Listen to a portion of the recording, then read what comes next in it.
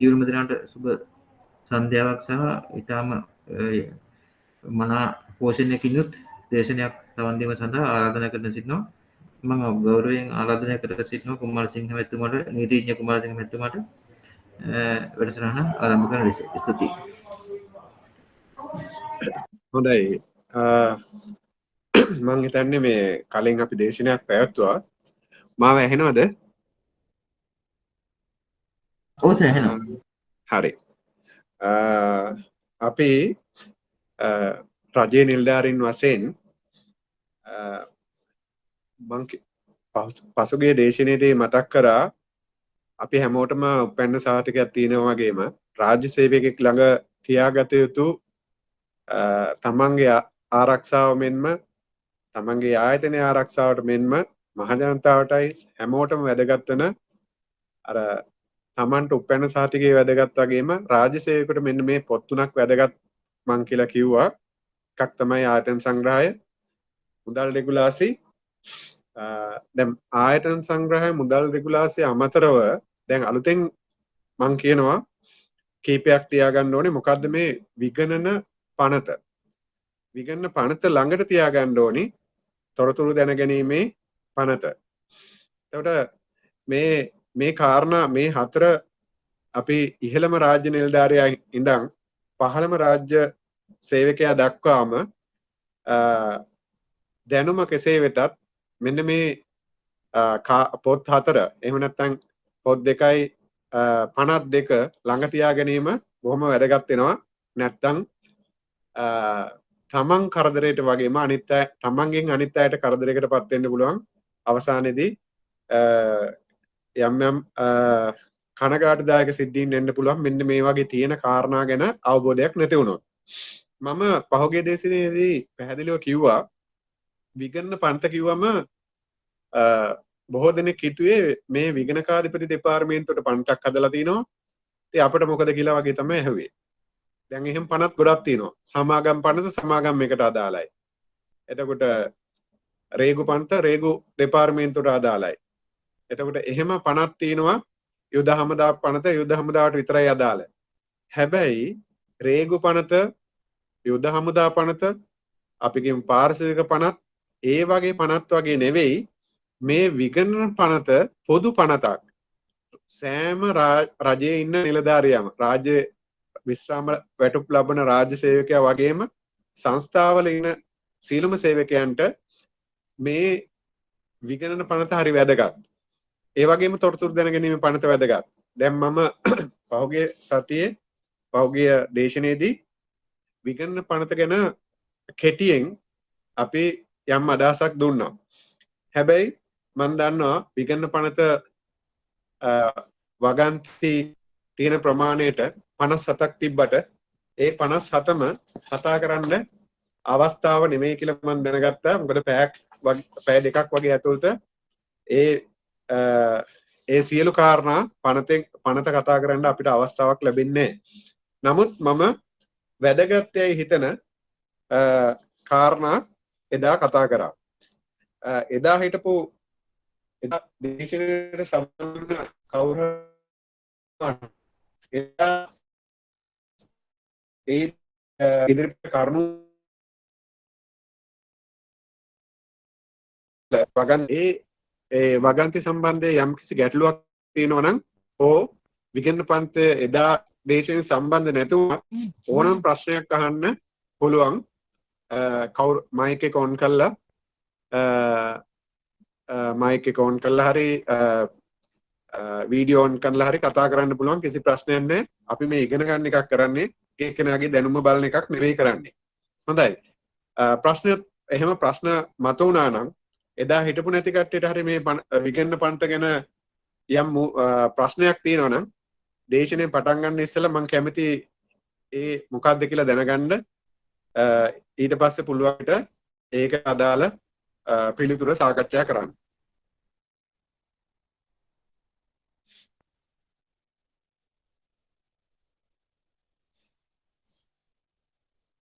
කාට හරි තියෙනවද ප්‍රශ්නයක්?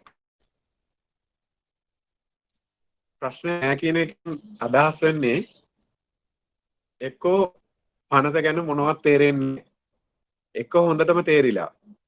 එහෙම නැත්නම් ප්‍රශ්නයක් ඇහුවොත් තමන් ගැන අවබෝධයක් ලබා ගන්නද කියන බය වෙන්න පුළුවන්. මට තේරෙන්නේ නැහැ. හොඳටම දැනුම තියනවාද? දැනුම ඇත්තෙම නැද්ද? එහෙම නැත්නම් ප්‍රශ්නයක් අහන එක තමන්ගේ தත්ත්වයට හොඳ නැද්ද කියලා. මම අහලා තියෙනවා කතාවක්. නොහාන ප්‍රශ්නේ තමයි නරකම දේ කියලා.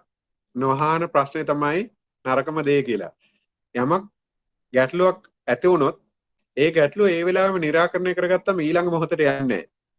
මම විශ්වාස කරනවා මොන හරි එහෙම ගැටලුවක් තියෙනවා නම් අපි අර පාරම්පරික අදහස නැතුව මං ගැන මොනවා හිතයි කියලා හරි නැත්තම් දේශක මහත්මයා මාව ලැජ්ජාවකට පත් කරයි කියලා හරි එහෙම හිතන්නේ නැතුව අපි කරන්නේ මේ වැඩිහිටියන්ට කරන පාඩමක්.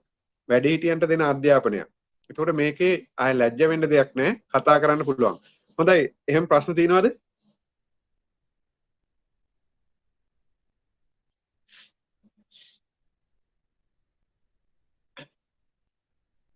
මම හිතන්නේ ප්‍රශ්න තියෙනවා නම් Tamanට පුළුවන් තමන්ගේ පරිගණකයේ වේව් එකක් දාලා එහෙම කතා කරන්න. මම හිතන්නේ තාම ප්‍රශ්නයක් අහන්න තරම්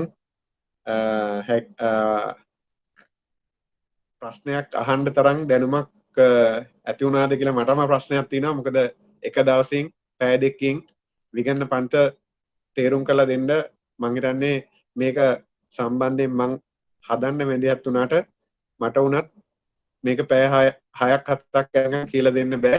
මොකද එච්චර කාරණා මේකේ තියෙනවා. ඉතින් මං හිතන්නේ ඒක තමයි වෙන්න ඇති. හොඳයි. අද අපි පාඩමට යනවා නම් විගණන පනතේ කාරණා මේකෙදි මම සාකච්ඡා කරන්නේ බොහොම අඩුවෙන්.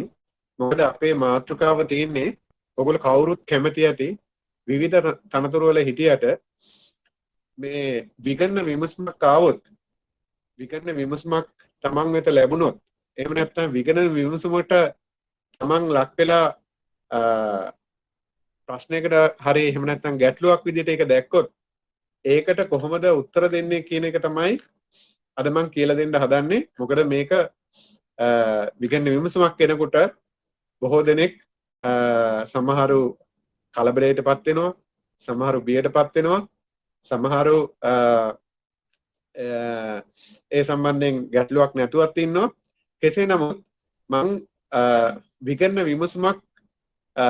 විගණන විමසුමකට කොහොමද උත්තර දෙන්න ඕනි? විගණන විමසුමක් කියන්නේ මොකද්ද? කියන එක සම්බන්ධයෙන් මම අදහසක් මූලිකව දෙන්නම්. ප්‍රධාන වශයෙන් දැන් විගණකාධිපතිවරයා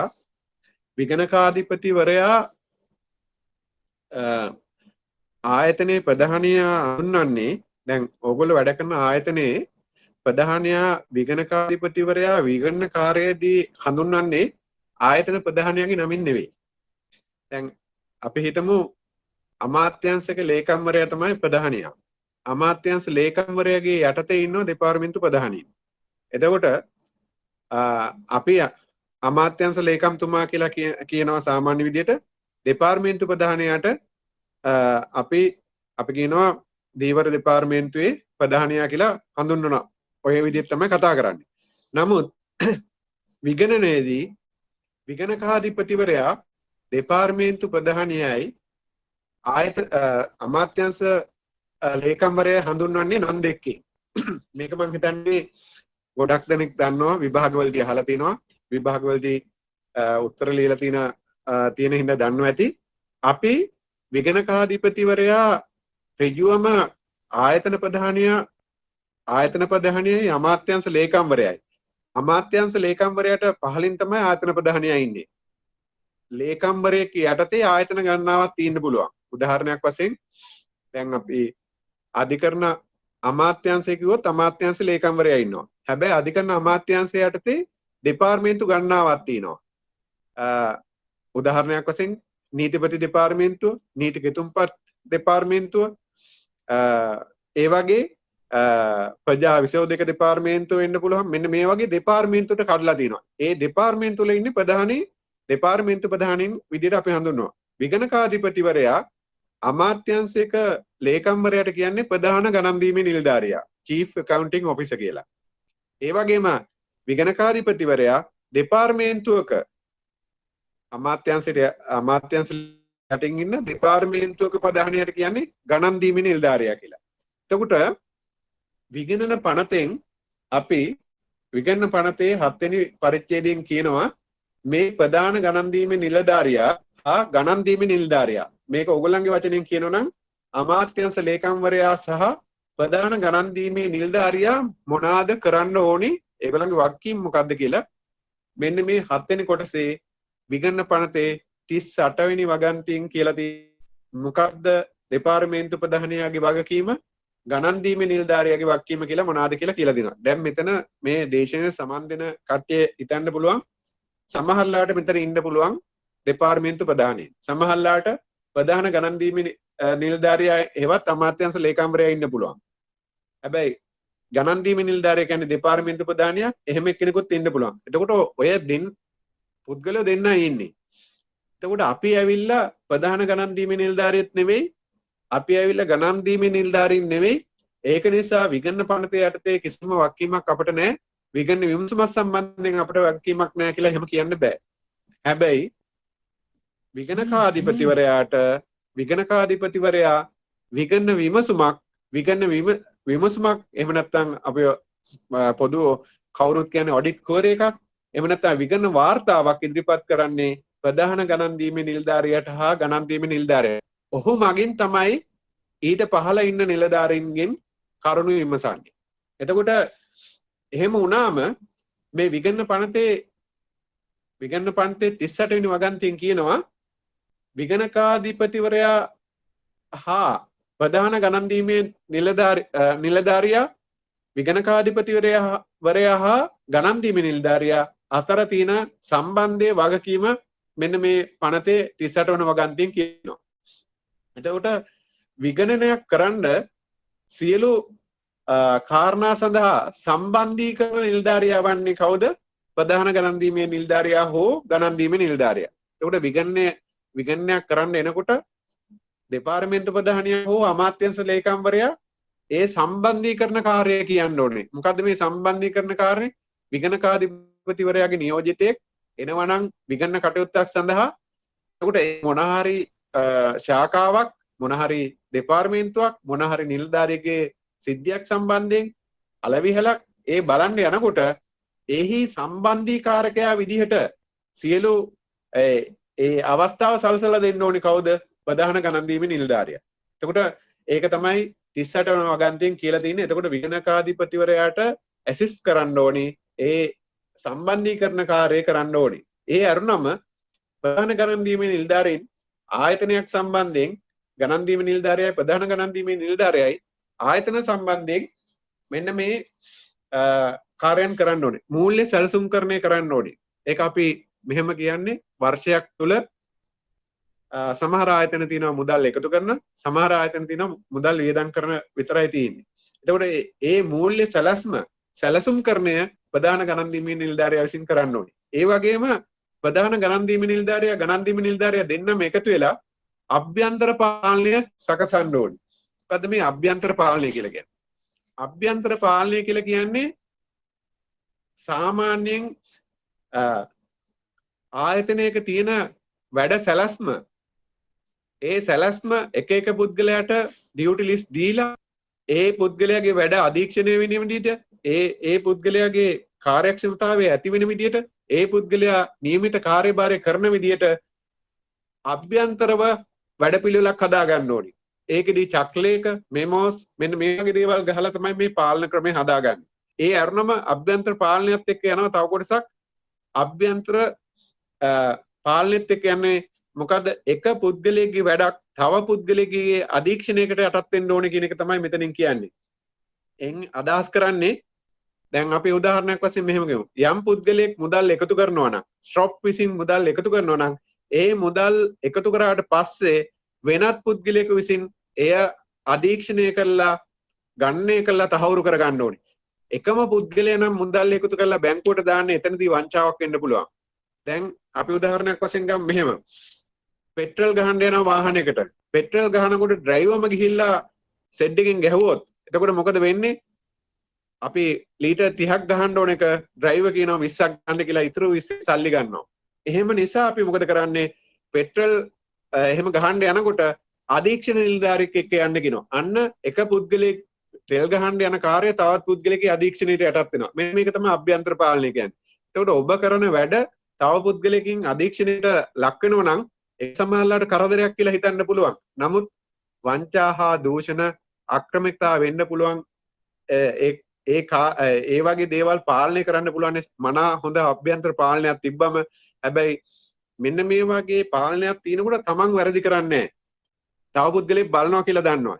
ඊට පස්සේ බලන්න එක්කෙනෙක් නැත්නම් වැරදි වෙලා අන්තිමට තමන්ගේ රැකියාව අහිමි වෙනකොට තමන් හිරේ සිරගෙදරට යනකොට මේ වගේ දේවල් වුණොත් හරි ප්‍රශ්නයකට මූණ පාපුවම තමයි තේරෙන්නේ මගේ වැඩ බලන්න කවුරු හරි හිටියනම් මාව අධීක්ෂණය කරන්න කවුරු හරි හිටියනම් හොඳයි කියලා හිතන්නේ. එහෙනම් මනා අභ්‍යන්තර පාලනයක් තියෙනවා නම් එකක් ඒක අපේ ආරක්ෂාව. මොකද අපි දන්නවා අපේ වැඩ තවත් එක්කෙනෙක් පාලනය කරනවා කියලා. ඊළඟ එක තමයි ගිණුම් පොත්පත් නිසි පරිදි පවත්වාගෙන යන්න ප්‍රධාන දෙන්න වග කියන්න ඕනි. ඊළඟ කාරණේ තමයි මූල්‍ය කළමනාකරණය. මේවා සම්බන්ධයෙන් මං දීර්ඝව කතා කරන්නේ මේ අපි වෙලාවක් කතා කරමු. ඒ ඇරුණම වැදගත් කාරණයක් තියෙනවා. මොනවාද? විගණකාධිපතිවරයා මෙන්න මේ කාරණේ ඊවගන්තියෙන් 38 ඊවගන්තියෙන් කියනවා විගණකාධිපතිවරයාට අවශ්‍ය වන නිශ්චිත කාල සීමාවක් තුළදී විගණන විමසුම් වලට පිළිතුරු සැපයීම සහතික විය යුතුයි.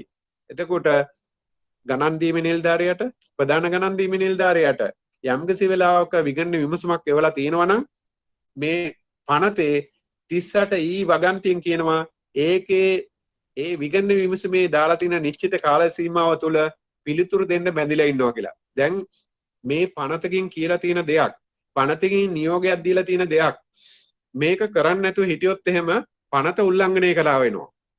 පනත උල්ලංඝනය කරොත් එහෙම වෙන්නේ මොකද්ද? මේ විගණන පනතේ 42 වගන්තියේ තියෙනවා එම ගණන් දීමේ නිලධාරියාට එහෙම නැත්නම් ප්‍රධාන ගණන් දීමේ නිලධාරියාට නඩු පවරන්න පුළුවන්. එහෙම නැත්නම් නඩු පවරන්න පුළුවන් වගේම විනයානුකූල පියවර ගන්න පුළුවන් කියන එක තමයි මේ පනතේ තියෙන්නේ. එතකොට දැන් ඉස්සර මොකද කරන්නේ? විගණන විමසුමක් ආපුවම තමන්ට විරුද්ධ එක්කෙනෙකුට ආවොත් එහෙම ඔක ඉක්මනටම ඒ මිනිස්සයා අල්ලලා උත්තරේ එවනවා. දැන් තමන්ට එකක් ආවොත් එහෙම මොකද කරන්නේ? ඒකට උත්තර දෙන්නේ නැතුව කාලයක් තිස්සේ තියාගෙන ඉන්නවා. හෙටේ වන්නම් අනිත් දවන්නම් කියලා. දැන් මේ පනතකින් කියලා තිනවා 38 වෙනි වගන්තියේ ඊ වගන්තියෙන් කියලා තිනවා විගණකාධිපතිවරයාගේ ඒ නිශ්චිත කාල සීමාව තුළ උත්තර දුන්නේ නැත්නම් එයා පනත උල්ලංඝනය කිරීමක් විදිහට වැටෙනවා කියලා. ඒකට දැන් මෙන්න මේ කාරණේ හරි වැදගත්. විගණන විමසුමක් ආවොත් ඒ නිශ්චිත කාල සීමාව තුළදී ඒකට පිළිතුරු ලබා දුන්නේ නැත්නම් පනත උල්ලංඝනය කළාසේ ඔහුට හෝ ඇයට විරුද්ධව කටයුතු කරන්න පුළුවන්. මේක දැන් අදහස් කරන්නේ විගණකාධිපතිවරයාට මාර බලයක් ඇවිල්ලා තින්නේ. එයාට ඕන කාලෙට මේවා උත්තර දෙන්න ඕනි. එහෙම කතාවක් නෙවෙයි. යම්කිසි ඕනම දෙයක තියෙනවා සත්භාවී කටයුතු. ඒ කියන්නේ සත්භාවයෙන් කියන්නේ දැන් එක ආයතනයක් ගම් වතුරකින් යට වෙලා. හැබැයි විගණකාධිපතිවරයා සතියක් දීලා තිනවා උත්තර ලියන්න කියලා මොන හරි දෙයක් සම්බන්ධ. එහෙම වෙලාවකදී උත්තර දෙන්න විදිහක් නැහැ. ඒතකොට දැන් සමහර වෙලාවට මේ නිලධාරියා රෝහල් ගත වෙලා ඉන්නවා. මෙන්න මේ වගේ නිශ්චිත කාරණා පිළිගන්න පුළුවන් කාරණාවලදී මේ දෙන්න ඕන කාලෙටම දෙන්න ඕනේ නැහැ. ඒ වගේම යම් උත්සවයක් තිබ්බයි ඒ අදාළ දෙපාර්තමේන්තුවේ. ඒ උත්සවයට සියලු දෙනාම සහභාගී වෙන්න වෙනවා. නැත්තම් පුහුණුවකට ගිහිල්ලා නම් අන්න ඒ වගේ බොරු කාරණා නෙමෙයි සත්භාවී කාරණා වලට මේකෙන් ඉඩ දෙනවා. මේකෙන් අදහස් කරන්නේ විගණකාධිපතිවරයා යමක් විමසන්නේ විගණකාධිපතිවරයාට ඕන හින්දා නෙමෙයි. මේ රටේ මහජනතාවගේ මුදල් තමයි ওই වියදම් වෙන්නේ. මේ රටේ මහජනතාවගෙන් බදු මුදලෙන් තමයි පඩි ගෙවන්නේ. ඒතකොට අපිට වැටුප් පහ වේතන ගෙවන්නේ. ඒතකොට මහජනතාව බලාපොරොත්තු වෙනවා අපෙන් ඒ කාර්යභාරය හරියට කරනවා. ඒ වැටුප් වලට වැටුප් ගෙවලා බලාපොරොත්තු වෙන කාර්යභාරය කරනවාද කියලා. මෙන්න මේක බලන පුද්ගලයා තමයි විගණකාධිපතිවරයා.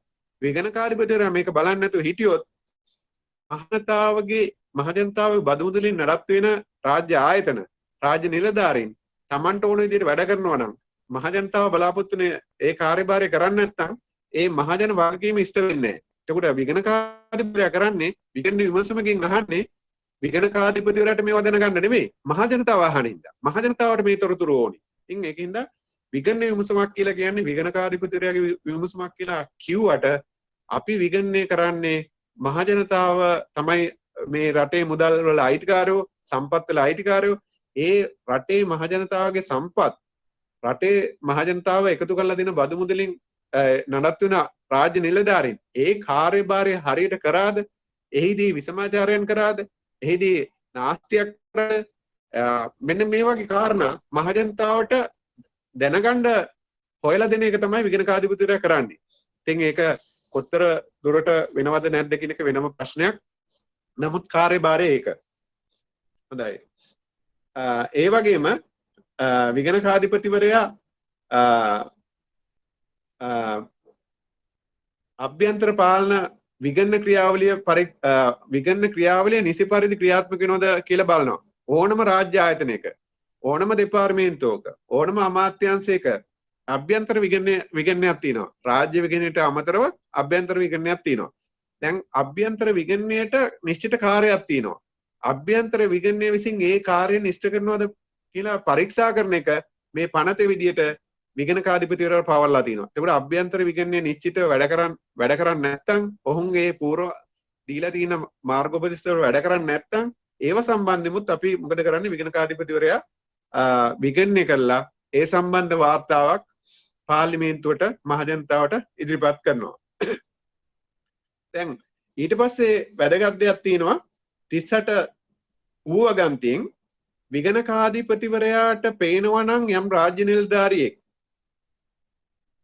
වංචාවක් අපරාධයක් කරලා තිනවා කියලා පේනවා නම් ඊට පස්සේ විගණකාධිපතිවරයාට පුළුවන් අර ඉන්න ගණන් දීමේ නිලධාරියට හා ප්‍රධාන ගණන් දීමේ නිලධාරියට කියන්න මෙන්න මෙතන වංචාවක් කරලා තියෙන පුද්ගලයෙක් ඉන්නවා, සාපරාධි ක්‍රියාවක් කරපු පුද්ගලයෙක් ඉන්නවා. අන්න ඔහු මේ අපි අඳුනාගත්තා.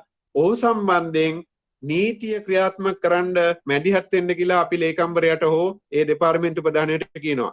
දැන් පහුගිය කාලේ මෙහෙම නීතියක් තිබෙන්නේ මේ පනතට ඉස්සෙල්ලා. දැන් විගණකාධිපතිවරයාට පේනවා ඒ අමාත්‍යාංශ ලේකම්වරයා, අමාත්‍යාංශයේ ලේකම්වරයා වගේම දෙපාර්තමේන්තු ප්‍රධානියා නීතිය ක්‍රියාත්මක කරනවා සමහරවිට සමබර නැහැ. සමානාත්මක භාවය නැහැ. ඒ නීතිය ක්‍රියාත්මක කරන්නේ සමහරවිට Tamanට හිතවත් නැති පුද්ගලයන්ට ඉක්මනටම නීතිය ක්‍රියාත්මක කරලා පොඩි වැරදටත් උසාවි දානවා. එහෙම නැත්නම් විනය පරීක්ෂණ කරනවා. හැබැයි දැන් මේකෙදි යම්කිසි රාජ්‍ය නිලධාරියෙකුට පේනවා නම් අන්න අර පුද්ගලයාට නීතිය ක්‍රියාත්මක කරන්නේ එහෙම නැත්නම් විනය පරීක්ෂණ ක්‍රියාත්මක කරන්නේ නීතිය යට ගහනවා කියලා විගණකාධිපතිවරයාට වාර්තා කරොත් එහෙම පැමිණිල්ලක් පෙරලා විගණකාධිපතිවරයා මේ 38 ඌවගන්තියෙන් ඔහුට දෙපාර්තමේන්තු ප්‍රධානියාට අමාත්‍යාංශ ලේකම්වරයාට කියනවා වහාම මේ සම්බන්ධයෙන් ක්‍රියාත්මක වෙන්න කියලා කියනවා. දැන් පනතේ නියෝගයක් තමයි ක්‍රියාත්මක කරවන්නේ අපි.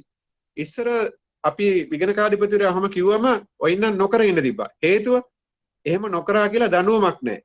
දැන් 38 ඌවගන්තිය යටතේ යම්කිසි පුද්ගලයෙක් විගණකාධිපතිවරයාට පේනවා නම් ඔහුට විරුද්ධව සාපරාධී හෝ වංචාවක් සම්බන්ධයෙන් හෝ විනයානුකූල හෝ පියවරක් ගන්න ඕනි. හැබැයි ගන්න නැතුව ඉන්නවා නම් විගණකාධිපතිවරයාට මේ 38 වගන්තිය යොමු කළා මෙන්න මේ පුද්ගලයාට ක්‍රියාත්මක වෙන්න ඕනේ නීතිය විසමාචාරය සම්බන්ධයෙන් නම් අපි කියන්නේ විධිමත් පරීක්ෂණ, මූලික පරීක්ෂණ ක්‍රියාත්මක වෙන්න ඕනේ කියලා මෙන්න මේ වගන්තිය යටතේ නියෝගයක් නිකුත් කරනවා. එහෙම නැත්නම් අපි දැන්වීමක් කරනවා. මේ දැන්වීමට ඒ දෙපාර්තමේන්තු ප්‍රධානියා එහෙම නැත්නම් අමාත්‍යාංශ ලේකම්වරයාට පිටුපාන්න බෑ. මේක ඇත්තටම දෙපාර්තමේන්තුව මේක මේ විගණනයට නෙවෙයි වැදගත් වෙන්නේ. මේක අනෙකුත් රාජ්‍ය නිලධාරීන්ට එහෙම නැත්නම් රජයේ සේවකයන්ට ලැබුණු වරප්‍රසාදයක්. මොකද සමහරුන්ට විතරයි නීතිය ක්‍රියාත්මක වෙන්න කියන එක දැන් විගණකාධිපතිවරයාට මැදිහත් වෙලා හැමෝටම සමානව නීතිය ක්‍රියාත්මක කරන්න පුළුවන්. ඉතින් මේක හරි වැදගත් වගන්තියක්. දැන් මේ වගන්තිය තේරුම් ගත්ත එක්කෙනෙක් ඉන්නවා නම් මේ සමහරුන්ට මේ ලොකු ප්‍රශ්න ගොඩක් විසඳෙන්න පුළුවන් මේ වගන්තිය යටතේ.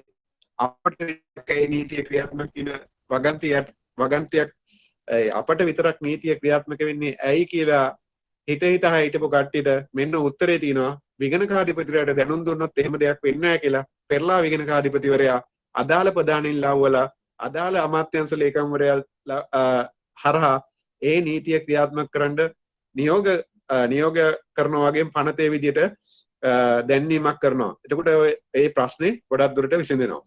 ඉතින් දැන් මම මේ විගණන පනතෙන් යම්කිසි විදියට සාමාන්‍ය කාරණා ටිකක් විතරයි කිව්වේ. අද විගණන විමසුම් වලට අදාළව කාර්යය විතරයි. දැන් අනිත් එක තමයි දැන් විගණකාධිපතිවරයා විගණන විමසුම කියන එක මම පසුවට පැහැදිලි කරනවා. විගණකාධිපතිවරයා යම් තොරතුරක් ඉල්ලනවා, ලේඛනයක් ඉල්ලනවා, පැහැදිලි කිරීමක් කරනවා, වාර්තාවක් ඉල්ලනවා. ඒ තොරතුර, ලේඛනය, පැහැදිලි කිරීම, වාර්තාව දින 21කට වඩා අඩු කාලයකදී ඉදිරිපත් කරන්න බැඳිලා ඉන්නවා දැන් ආයතන ප්‍රධානී. දෙපාර්තමේන්තු ප්‍රධානියා, අමාත්‍යාංශ ලේකම්වරයා ඒ වාර්තාව දින 21කට පෙර ඉදිරිපත් කරන්න බැඳිලා ඉන්නවා. දැන් ඉස්සර මොකද කරන්නේ? ෆයිල් එකක් ඉල්ලපු ගමන් ෆයිල් එක එවන්නේ මාස 4කට 5කට පස්සේ. ෆයිල් එකක් ඉල්ලපු ගමන් ඒ නිලධාරියා විශ්‍රාම යනකම් ඒ අදාළ ෆයිල් එක එවන්නේ නැහැ. මොකද එයා නිදහස් කරන්න. දැන් එහෙම කරන්න බෑ. මේ දින 21ක් ඇතුළත ඒ ෆයිල් එක ඉදිරිපත් කරන්න ඕනේ විගණනයට. එහෙම ඉදිරිපත් කරේ නැත්නම් ඒක ඒ අමාත්‍යාංශ ලේකම්වරයාට නැත්නම් දෙපාර්තමේන්තු ප්‍රධානයාට පාර්ලිමේන්තුවේදී උත්තර දෙන්න බැරි ප්‍රශ්නයක් බවට පත් වෙනවා. ඉතින් මේක ගොඩක් වෙලාවට මේ බලය ඇවිල්ලා තින්නේ මේ ක්‍රියාත්මක වෙන්නේ විගණකාධිපතිවරයාට නෙමෙයි. හැම රාජ්‍ය සේවකයාටම මේ මහ ජනතාවට සාධාරණයේ ඔවුන් බලාපොරොත්තු වුණ ඒ යුක්තිය ඉෂ්ට කිරීම ආපු වගන්ති තමයි මේ තියෙන්නේ. එහෙම නැත්නම් විගණකාධිපතිවරයාට තොරතුරක් දුන්නේ නැහැ කියලා එයාට දුන්නේ නැත්නම් ඉතින් එයාට ඉතින් ප්‍රශ්නයක් නැතුව ඉන්නත් පුළුවන් නේ. ලේඛනයක් බැලුවේ නැහැ කියලා ප්‍රශ්නයක් නැහැ නේ ඉතින්. එහෙම ඉන්න බෑ. විගණකාධිපතිවරයා රජයේ නිලධාරීන් වෙනුවෙන් මහජනතාව වෙනුවෙන් මේවා පරීක්ෂා කරලා ඒ සාධාරණ ඉෂ්ට කරන්න බැඳිලා ඉන්නවා. ඒක කරන්න බලය දීපු වගන්තියක් තමයි මේ වැරදි හා දඬන කියන එක. යම් නිලධාරියෙක් තොරතුරක් දෙන්නේ නැති හිටියොත් මෙන්න මේක යටතේ ඔහුට විරුද්ධව කටයුතු කරන්න පුළුවන් කියන එක අපි මතක තියාගන්න. දැන් එහෙම දෙන්නේ නැති එක්කෙනෙකුට මොකද කරන්නේ? තොරතුරක් දෙන්නේ නැත්නම් මහා අධිකරණයේ නඩු පවර්ලා රුපියල් 5000යි 25000 අතර දඩයක් පනවන්න පුළුවන්. දැන් හිතන හැටි රුපියල් 5000කට අපිව හොල්ලන්න පුළුවන්ද කියලා. රුපියල් 25000 කියන්නේ මොකද්ද මේ සිම්පල් වැඩක් කියලා හිතන්න පුළුවන්. 5000 කියන්නේ මොකද්ද දඩ වටිනාකම. හැබැයි ප්‍රශ්නේ තියෙන්නේ රාජ්‍ය නිලධාරියෙකුට රුපියල් 2500කට රුපියල් 2000කට වඩා වැඩි දඩයක් පනවුවොත් ඔහුගේ රස්සාව අහිමි වෙනවා. ඒතර මෙතන තියෙන්නේ මූල්‍යම වටිනාකම නෙවෙයි ඔහුගේ රැකියාව අහිමි වෙනවා. ඔක්කොම සෙල්ලම් දාන්නේ රැකියාව තියෙනවා නම් පමණයි. එතකොට දැන් මේ විගණකාධිපතිවරයා ඉල්ලන දෙයක් දෙන්නේ නැතුව ඉන්නවා නම් මහේස්ත්‍රාත්වරයෙකුට ඉදිරියට අපි නඩුකරයක් ගෙනිච්චොත් ඔහු දඩයක් පනවනවා මේක දුන්නේ නැහැ කියලා. දඩේ රුපියල් 5000යි. 5000 කියන්නේ ඒකම කියවෙන්නේ මොකද්ද ඔහුගේ රැකියාව අහිමි වෙනවා කියන එක. ඉතින් මේවා කරනවට නෙවෙයි මේවා මං හිතන්නේ මේ වෙනකන් කාටවත් එහෙම නඩු පවර්ලා නැහැ. නමුත් මේවා මේ නීති ගෙන එන්නේ යම් යම් විසමාචාරයන් සැඟවීම් අයථා ගණදෙනු කරන රජයේ චක්ලේක ලිපිගොනු වලට පටහැනිව කටයුතු කරන පුද්ගලයන්ට එරෙහිව ක්‍රියාත්මක වෙන්න මිසක් අනිකුත් ඔය සාධාරණව යුක්ති සහගතව නීතියානුකූලව වැඩ කරන සේවකයන්ට කිසිදු හානියක් කරන්න නෙවෙයි. ඒ වගේම තමයි මෙන්න මෙහෙම දේවල් කරනවා. දැන් විගණන විමසුමක් ආපුවම විගණන විමසුමකට උත්තර දෙන්න උනාම දැන් අපේ මේ භාෂාව හොඳයි දන්නේ ඕනම ආයතනයක ඉන්නෝනේ ඇම්ඩන්ලා. එතකොට මේ ඇම්ඩන්ලා මේ මොන හරි උත්තරයක් දෙන්න කිව්වම විගණනයට හොඳ උත්තරයක් ලියන්නම් කියලා ලියනවා අර මනුස්සයා උත්තරයක් ලියනවා. හැබැයි දැන් විගණකාධිපති දෙපාර්තමේන්තුවේ ජාතික විගණන කාර්යාලයෙත් ඉන්නේ ඔයගොල්ලෝ වගේම නිලධාරීන්. ඔයගොල්ලෝ වගේම එකට එක්කෝ විශ්වවිද්‍යාලෙ ගිහිල්ලා එහෙම නැත්නම් ඒ ලෙවල් වල එකට පාස් වෙච්ච එහෙම කට්ටිය ආයේ මේ තනතුරු වලින් විතරයි වෙනස් තියෙන්නේ. දැන් අපි ලියනවා දෙන්නම් හොඳ උත්තරයක් කියලා ලියුමක් ලියනවා. හැබැයි මේ උත්තරෙන් ගහන්නේ විගණකාධිපති දෙපාර්තමේන්තුවට නෙමෙයි. විගණකාධිපතිරයා විගණනය කරන්නේ විගණකාධිපතිරයා විගණනය කරන්නේ මහ ජනතාව වෙනුවෙන්. එතකොට මහ ජනතාවට තමයි ඔය බැලලා එවන්නේ උත්තර. දැන් විගණකාධිපතිරයාට වදිනවා විගණකාධිපතිරයා කරන්නේ මහ ජනතාවගේ කාර්යභාරයක්නේ. එතකොට ඔය ගොඩක් දෙනෙක් හිතනවා දෙන්නම් කොහොඳ උත්තරයක් කියලා. හැබැයි එහෙම උත්තර දීලා අසත්‍ය නොමගැවීම් කරන කට්ටියටත් මේකේ වගන්තියක් තියෙනවා. යම් ප්‍රකාශයක් හෝ ලේඛනයක් අසත්‍ය බවට හෝ නොමගැවන බවට දැනම එවැනි ප්‍රකාශයක් ලේඛනයක් ඉදිරිපත් කරන එක්කෙනෙකුටත් අන්න අර දඬුවම දෙන්න පුළුවන්. එතකොට දැන් ඔය බොරු අසත්‍ය නොමගයවන විහිළු සාගර උත්තර දෙන එක පරිස්සම් වෙන්න ඕනේ. ඒ මහජනතාව විහිළුවකට ලක් කරන පාර්ලිමේන්තුව විහිළුවට ලක් කරන ඒ වගේ කට්ටියටත් මේ දඬුවම හිමි. ඒ වගේම විගණකාධිපතිවරයා එන්න කියනවා යම් පුද්ගලයෙකුට ස්ටේට්මන්ට් එකක් ගන්න.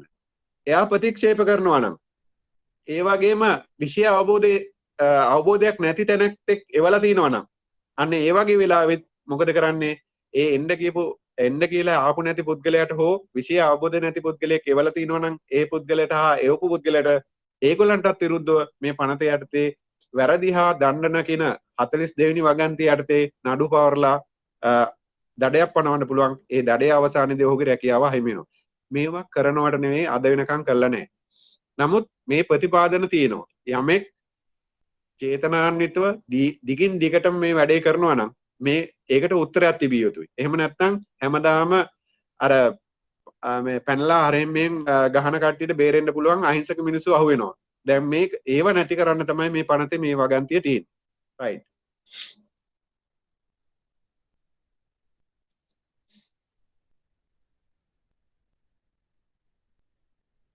අපි දැන් විගණන විමසුමක් කියන එකට යමු.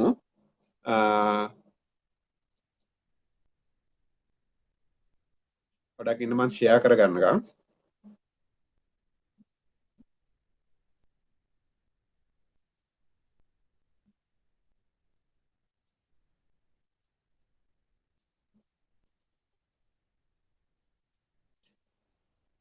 right. දැන් විගණන විමසුම් කියන එක සමහරලාට එක එක තනතුරු වලට අනුව අපිට නම් ඉතින් විගණන විමසුම ප්‍රශ්නයක් නෑ. අපේ ලොක්කා තමයි උත්තර දෙන්නේ. එයා මොන හරි ලියයිනේ කියලා. නමුත් ඔබත් කවදා හෝ දවසක මේ ඉහළ තනතුරකට දැන් හැමදාම එකම තනතුරේ ඉන්න නෙමෙයිනේ බලාපොරොත්තු වෙන්නේ. අපි දැන් 15ම තනතුරක් ගන්නකො. ඒකෙත් ඉන්නවනේ දැන් අර ග්‍රාම සේවකලාගේ ඉන්නවා ප්‍රධාන ග්‍රාම සේවක කියලා. ඒ වගේම ඩ්‍රයිවර්ස්ලාත් අතර ඉන්නවා ප්‍රධාන රියදුරු කියලා එක්කෙනෙක් ඉන්නවා. ඒ කියන්නේ පහළ තනතුරු වලටත් නායකත්වයක් තියෙනවා. හැබැයි යම් කිසි වෙලාවක ඒ ශේෂ්ත්‍රවල කාර්යයක් සම්බන්ධයෙන් විගණකාධිපතිවරයා විමසීමක් කරපුවාම ඒ විමසුමට උත්තර දෙන්න ඒ තරාතිරම් වල ඉන්න කට්ටියට සිදු වෙනවා. ඒ සිදු වෙනකොට දැන් මේ හැමෝටම අදාළව මේකේ අමාත්‍යාංශ ලේකම්වරයා ඉන්නම් 15ම ඉන්න එක්කෙනාට දක්වා විගණන විමසුමක් ලැබුණම කොහොමද අපි මේ ඒකට උත්තර ලියන්නේ? විගණන විමසුමකට මොකද්ද තියෙන බලය? විගණන විමසුමකට උත්තර නොදී ඉන්න පුළුවන්ද? විගණන විමසුමක් ඇයි විගණකාධිපතිවරයා ඉදිරිපත් කරන්නේ කියන කාරණා ටික තමයි දැන් මම කතා කරන්න හදන්නේ. ඉතින් දැන් අපි විගණන විමසුමකින් විගණකාධිපතිවරයා යම් ආයතනයක් සම්බන්ධයෙන් මෙන්න මේවා සම්බන්ධයෙන් යම් විමසීම් කරනවා. මොනවාද? අපතේ යම සම්බන්ධයෙන් යමක් අත්හැරලා තිනවා නම්, මගහැරීම් කරනවා නම්, වැරදීම් කරලා තිනවා නම්, කල්ැරීම් කරනවා නම්, අමතක වීම තිනවා නම්, එකඟතාවයක් නැතිව තිනවා නම්, නැතිවීම, ඒ කියන්නේ හොයාගන්න බැරිව කඩාකප්පල්කාරී වීම තිනවා නම්, පිටස්සර රාජකාරී කරනවා නම්, දැන් අපි උදාහරණයක් වශයෙන් උදේ 8ට 8:00ට සමහරු ෆින්ගර්ප්‍රින්ට් එක තියලා ඔහු ටියුෂන් කරන්න යනවා. අන්න ඔහු කරන්නේ ඒකට පිටස්සර රාජකාරියක්. දැන් ආයතන ප්‍රධානියත් එක්ක හිතවත් හරි එහෙම නැත්නම් ආයතන ප්‍රධානිය නොදුනුවත්ව එහෙම පිටස්සර රාජකාරී කරනවා නම් අන්න ඒ වගේ වෙලාවකදී ඒක අපි විගණකාධිපතිවරයා බලන්න ඕනේ. ඒ බලන්නේ ඔහුගේ රාජකාරිය කරනවාද බලන්න. දැන් ආයතන ප්‍රධානියා ඒක කරන්නේ නැත්නම් ආයතන ප්‍රධානියාගෙන් අමාත්‍යාංශ ලේකම්වරයා දක්වා ඉන්න ඉහළ නිලධාරීන් බලන්නේ නැත්නම් ඊට පස්සේ මේක බලන පුද්ගලයා තමයි කවුද? විගණකාධිපතිවරයා. දැන් උදාහරණයක් වශයෙන් ගත්තොත් එහෙම අපි වෛද්‍යවරුන් සාමාන්‍ය රාජකාරී වෙලාවේදී චැනලින් කරන්න තහනම්. සාමාන්‍ය රාජකාරී වෙලාව කියන්නේ උදේ 8යි 4යි කාලා කියලා ගත්තොත් එහෙම ඒගොල්ලන්ගේ තියෙන උදේ 8යි 12යි ඊට පස්සේ 1යි 4යි වගේ කාලයක් තියෙන්නේ. ඒ කාලේ සාමාන්‍ය රාජකාරී. යම් කිසි විශේෂඥ වෛද්‍යවරයෙක් හරි සාමාන්‍ය වෛද්‍යවරයෙක් හරි මේ සාමාන්‍ය රාජකාරී වෙලාව තුල යම් චැනලින් සෙන්ටර් එක හෝ පෞද්ගලික වෛද්‍ය මධ්‍යස්ථානයක වැඩ කරනවා නම් ඔහු පිටස්තර රාජකාරී කරන්නේ. එතකොට ඔහු රජයෙන් වැටුපක් ලබාගෙනමින් සිටියේදී පිටස්තර රාජකාරී කරනවා නම් මේක සම්බන්ධයෙන් බලන්න ඕන තරම් කට්ටිය ඉන්නවා. අමාත්‍යාංශයක් ගත්තොත් එහෙම සහකාර ලේකම්, නියෝජ්‍ය ලේකම්, අතිරේක ලේකම්, ලේකම්වරයා, කඩාපන්න මොකක් හරි අපි කියන්නේ ඒ වගේ යුනිට් තියෙනවා.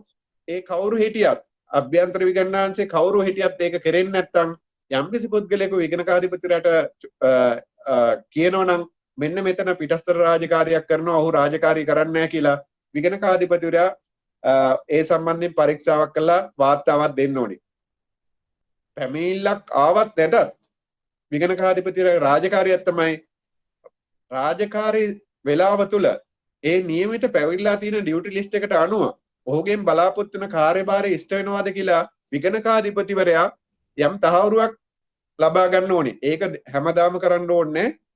නමුත් විගණකාධිපතිවරයා මේ අවුරුද්දේ 300 අපි කියමු දවස් 200 නම් වැඩ කරන්නේ මේ 200 තුලම ඒ රාජකාරිය ඉෂ්ට වෙනවද කියලා ඒ ඉෂ්ට වෙනවද ඒ ඔහුට ගෙවන වැටුප සාධාරණද සාධාරණීකරන්න පුළුවන්ද කියලා පාර්ලිමේන්තුවට වාර්තා කරන්න ඕනේ.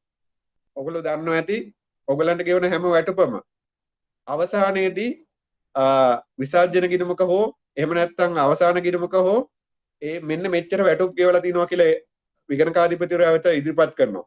ඒ වාර්තාවේ විගණකාධිපතිවරයා ඔව් මේක නිවැරදි කියලා අස්සම් කරන්න ඕනේ. අස්සම් කළා ඒක පාර්ලිමේන්තුවට යවන්න ඕනේ. එතකොට ඔය ඉන්න හැම එක්කෙනාගේම වැටුප් වලට ඔව් සාධාරණයක් ඉෂ්ට කරලා තිනවා. ඔහු නියමිත රාජකාරියේ යෙදුණා. එහෙම නැත්නම් පිටස්තර රාජකාරියේ යෙදුන් නැහැ කියලා විගණකාධිපතිවරයා සහතිකයක් දෙන්න ඕනේ. එතකොට පාර්ලිමේන්තුව වෙනුවෙන් මහජනතාව වෙනුවෙන් ඒ කාර්යභාරය කරන්නේ මේ විගණකාධිපතිවරයා. එතකොට ඒ වගේම තමයි දැන් ගොඩක් ඒවා තියෙනවා ආයතනයේ තමන්ගේ රාජකාරියට අමතරව අනිකුත් ඕන තරම් නාස්ති වෙනවා. අපි ඉස්සර දැකලා තියෙනවා ඔය බත්තර මුල්ලේ ආදීක හරි හැම ඉස්සර දැන් නම් ඒක වෙනස් වෙලා තියෙන්නේ. දැන් ඔය කාපාක් එක තියෙන හරි ඉස්සර තිබ්බේ වාහන හැප්පිච්ච ඒවයි බාගෙට කැඩිච්ච ඒවයි වාහන ගොඩක් තමයි වටේටම නවත්තලා තිබ්බේ. එතකොට දැන් බලන්න ඒ රජයේ අපේ රජයේ රටේ මුදල් වැය කළා ජපානයෙන් හෝ ජර්මනියෙන් හෝ මොන හෝ රටකින් අපි සල්ලි දීලා ගෙනපු වාහන. හැබැයි පොඩි කාර්මික දෝෂයක් හින්දා එහෙම නැත්නම් විශාල කාර්මික දෝෂයක් හින්දා මේක පාවිච්චි කරන්නේ නැතුව පැත්තකට දාලා තිනවා. එතකොට එක නිලධාරියෙක් කවුරු හරි ඉන්නවා මේවා බලන්න. ඔහු මොකද කරන්නේ මේක හදා ගන්නත් බෑ. ඔහුගේ නොසලකිල්ල අනවදාන හින්දා මේක වැස්සේ තෙමි තෙමි නාස්ති වෙලා යනවා. රටේ මුදල් නාස්ති වෙලා යනවා. ඉතින් මෙන්න මෙහෙම වුණාම මේ අපි ආයතනවල මෙන්න මේවා දකිනවා. එතකොට ඒ වගේම තමයි සමහර අමතක වීම වෙනවා. දැන් කී ඩියුටි කියලා තියෙනවනේ එක්කෙනෙකුට පොඩිම නිලධාරියට තියෙනවා කී ඩියුටි කියලා. ඔහු කී ඩියුටි කරනකොට ඔහුගේ රාජකාරිය තමයි හවස දැන් සාමාන්‍යයෙන් තියෙන්නේ 8:00 4යි කාල නම් හැබැයි මේ ඒ කාර්යාල සේවක ඒ මහත්තුන්ට තියෙන්නේ පැය භාගයක් කලින් එන්න ඕනේ පැය භාගයක් පරක් වෙලා යන්න ඕනේ. පැය භාගයක් පරක් වෙලා යන්නේ මොකද? ඔහු සියලුම දේවල් මොනවාද විදුලි පහන් නිවලා ඒ ජලකරාම තියෙනවා නම් ඒවා සියලු දේ බලලා සීලුම ආරක්ෂාව තියෙනවද බලලා තමයි ඔහු ඒ අපි ඒ දොරවල් වහලා සුරක්ෂිත වුණාම තමයි ඔහු පිට වෙන්නේ. නමුත් දැන් ඒක වෙනවද? සමහර දවස්වලට දැන් ඔහුට පැය භාගයක් ඉන්න ඕනේ පැය භාගයක් පහුවෙලා යන්න ඕනේ. ඔහු මොකද කරන්නේ? 4යි කාලටම යනවා. එතකොට දැන් 4යි කාලටම ගියාම එහෙම යවන්නත් පුළුවන්. ඒකේ ප්‍රශ්නයක් නැහැ. දෙපාර්තමේන්තු ප්‍රධානියා ආයතන ප්‍රධානියා කැමති නම් එහෙම යන්න පුළුවන්. නමුත් හැබැයි ඉහළ නිලධාරියෙක් හිටියොත් ඔහු ගිහිල්ලා කම්පියුටර් ටික වහනවාද? ඔහු ගිහිල්ලා ලයිට් ටික නිවනවාද? ඔහු අපි කියන ජලකරාම ඇරලා තියෙනවා නම් ඒවා ගැන බලනවාද? ඔහු බලන්නේ නැහැ. ඔහු නම් වහලයයි. හැබැයි උදේ වෙනකන් ඉස්තික් වැඩ. උදේ වෙනකන් ලයිට් දාලා. මෙන්න මේවා තමයි අමතක වීම එහෙම නැත්නම් සැලකිල්ල හින්දා වෙන දේවල්. මෙන්න මේවා සම්බන්ධයෙන් තමයි විගණකාධිපතිවරයා අහන්නේ කවුද මේ දවසේ කවුද කී ඩියුටි එක කරේ? කවුද මේකට වාක් කියන්න ඕනේ? මෙන්න මේවා අහනකොට තමයි මෙන්න මේ අහන ප්‍රශ්න ටික තමයි විගණන විමසුම කියලා කියන්නේ. ඉතින් මේක දැන් විගණන විමසුමක් ඉදිරිපත් කරන්න බලය එන්නේ විගණන විමසුමක් ඉදිරිපත් කරන්න බලය එන විදිහක් තියෙනවා. ඒ එන්නේ කොහොමද? විගණන විමසුමක් ඉදිරිපත් කරන්න මූලික බලය එන්නේ ආණ්ඩුක ව්‍යවස්ථාවෙන් කියලා තියෙනවා විගණකාධිපතිරට විගණනය කළ හැක්කේ කියලා 154. ඒතර විගණනය කරනකොට විගණකාධිපති ඉස්ලාම් කරන්නේ මෙන්න මේවා වුණාද කියලා. මෙන්න මෙහෙම සිද්ධියක් වුණා. මෙන්න මෙහෙම සිද්ධියක් මට පෙනුණා. මෙන්න මේ එහෙම නැත්තම් මේ තොරතුරු දෙන්න කියලා. මෙන්න මේක මම භාගයට මෙන්න මේ වගේ දෙයක් දැක්කා. මේක ඉතුරු තොරතුරු දෙන්න කියලා ඒ ආයතන ප්‍රධානියාට එහෙම නැත්තම් දෙපාර්තමේන්තු ප්‍රධානියාට අමාත්‍යංශ ලේකම්වරයා වගේම දෙපාර්තමේන්තු ප්‍රධානියා ඒ වගේම පහළ ඉන්න නිලධාරියෙකුට ඉදිරිපත් කරන කරුණු පැහැදිලි කරවා ගැනීම ලිපිය තමයි විගණන විමසුම කියලා කියන්නේ. එතකොට විගණන විමසුමක් වචනේ අර්ථයෙන්ම තියෙන්නේ විගණන විමසුමක් කියලා කියන්නේ අවසාන තීන්දුවක් නෙවෙයි. දැන් මේ ගොඩක් දෙනෙක් හිතාගෙන ඉන්නවා විගණන විමසුමක් ආව ඉවරයි දැන් ඔක්කොම වෙලා හමාරයි කියලා. නෑ. විගණන විමසුම කියලා කියන්නේ යමක් නිරීක්ෂණය වුණා. බලන්න මේක ලියලා තියෙන භාෂාව. නිරීක්ෂණය වුණා මේ සම්බන්ධයෙන් ඔබේ තොරතුරු දෙන්න. ඔබගේ පැහැදිලි කිරීම දෙන්න කියලා. දැන් අපේ කට්ටිය මොකද කරන්නේ? දැන් යම්කිසි විගණනයට නිරීක්ෂණය වුණා නම් යම් වාහනයක රෝද හතර ගලවගෙන ගිහිල්ලා වෙන රෝද හතරක් දැන් තියෙන්නේ කියලා. දැන් උදාහරණයක් වශයෙන් සමහර ආයතනවල තියෙනවා මේ අත්අඩංගුවට ගත්ත වාහන දැන් අපි කියමු රේගු වෙන ආයතනයක් කියලා අත්අඩංගුවට ගන්නවා වාහනයක් පිටරටින් ගෙනකොට නීති විරෝධීන් ගෙනාවා කියලා. හැබැයි ටික කාලයක් යනකොට ඒ අත්අඩංගුවට අරගෙන යම් යාඩ් එකකට දානවනම් ඒ යාඩ් එකේ ඉඳන් ආපහු වෙන එකකින් බලන්න ගියාම මේකේ තියෙන්නේ මොනවද? කැලණි ටයර් හතරක් තමයි තියෙන්නේ.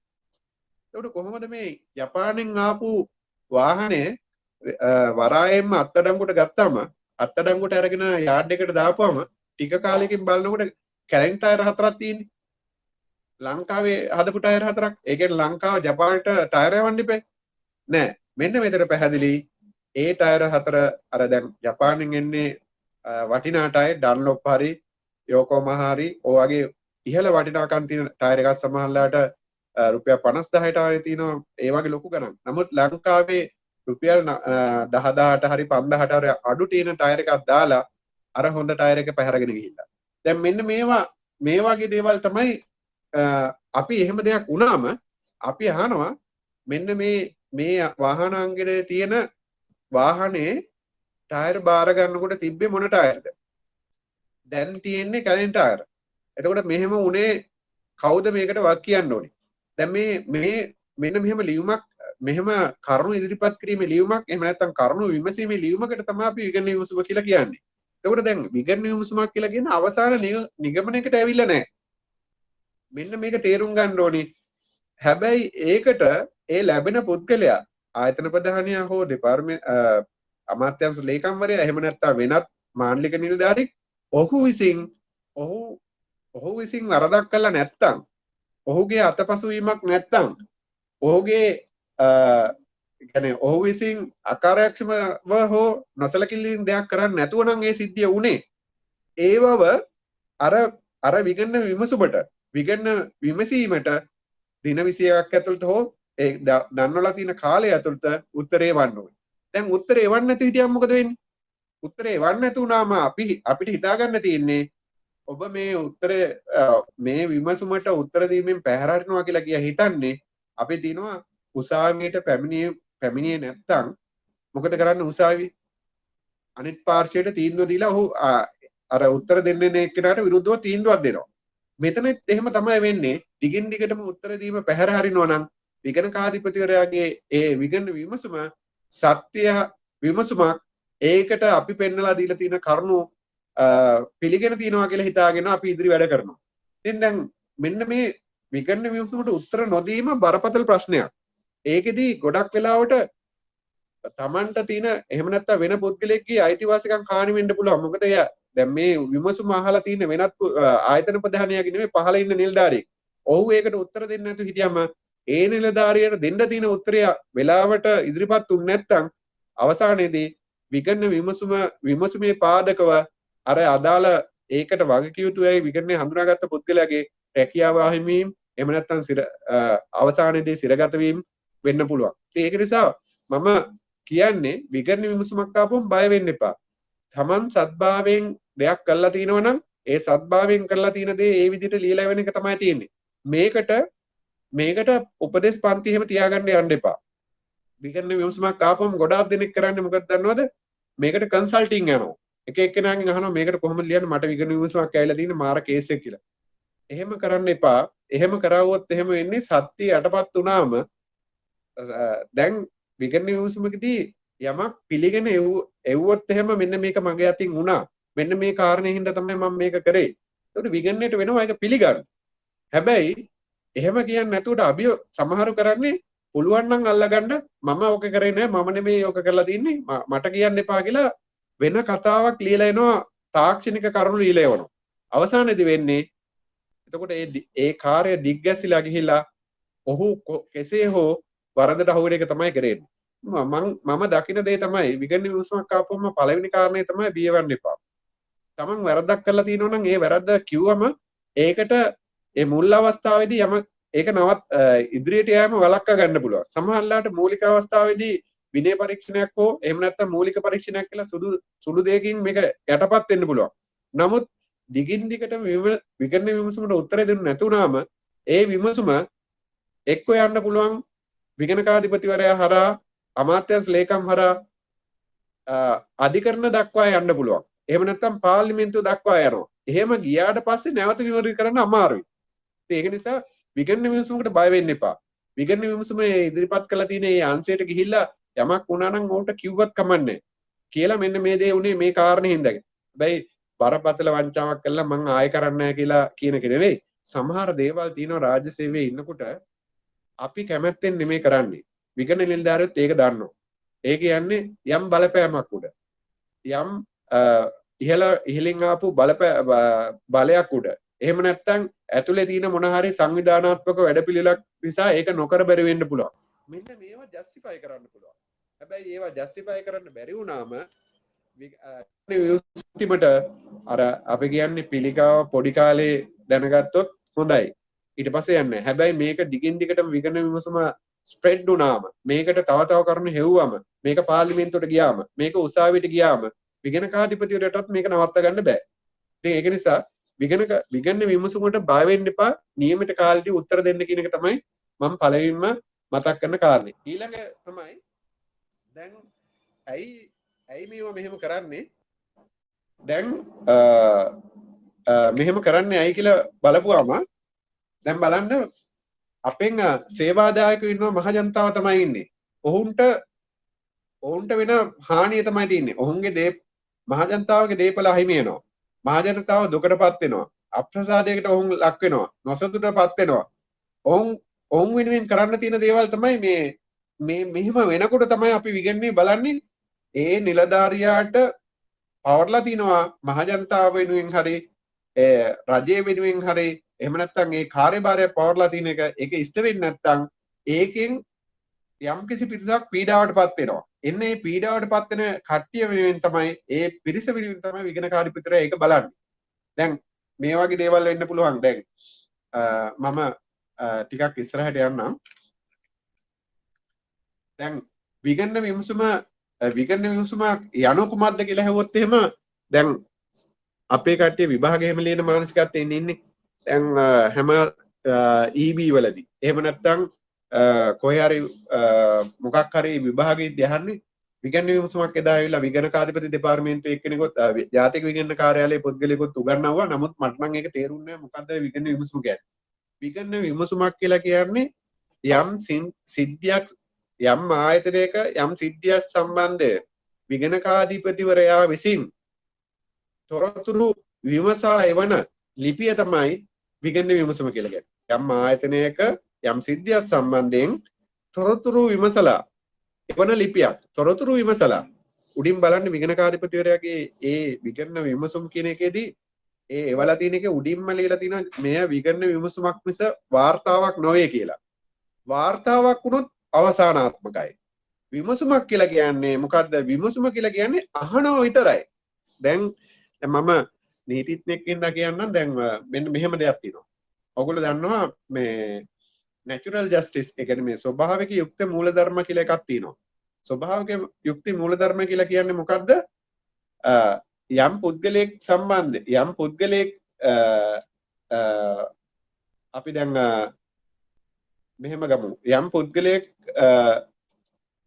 දැන් ඕනම පුද්ගලයෙක් සම්බන්ධයෙන් යම් වරදක් ඔහු මොන හරි කරලා කරපු දෙයක් සම්බන්ධයෙන් එකපාරම දඬුවම් කිරීමේ හෝ එකපාරම නියෝග දීමේ හැකියාවක් නැහැ.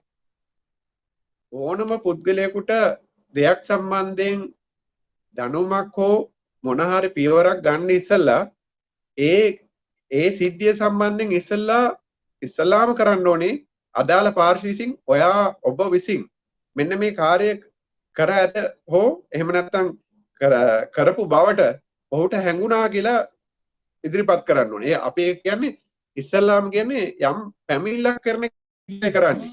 පැමිණිල්ලක් කියලා කියන්නේ අවසානාත්මක නෑ. පැමිණිල්ල අවසානයේදී ඔහු නිදහස් වෙන්නත් පුළුවන්.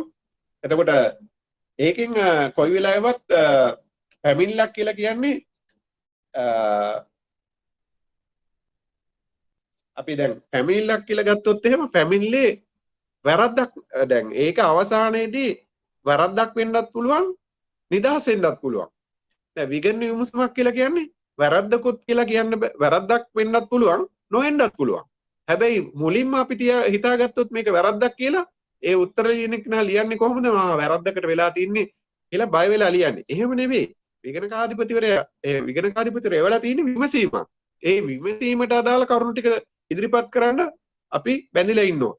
දැන් EB කරන කට්ටිය එහෙම ඇහුවොත් එහෙම විගණන විමසීමක් මොකක්ද කියලා විගණකාධිපතිවරයා හෝ ඔහුගේ බලයලත් නිලධාරියෙකු විසින් කරන ලබන ලිඛිත විමසීමකින්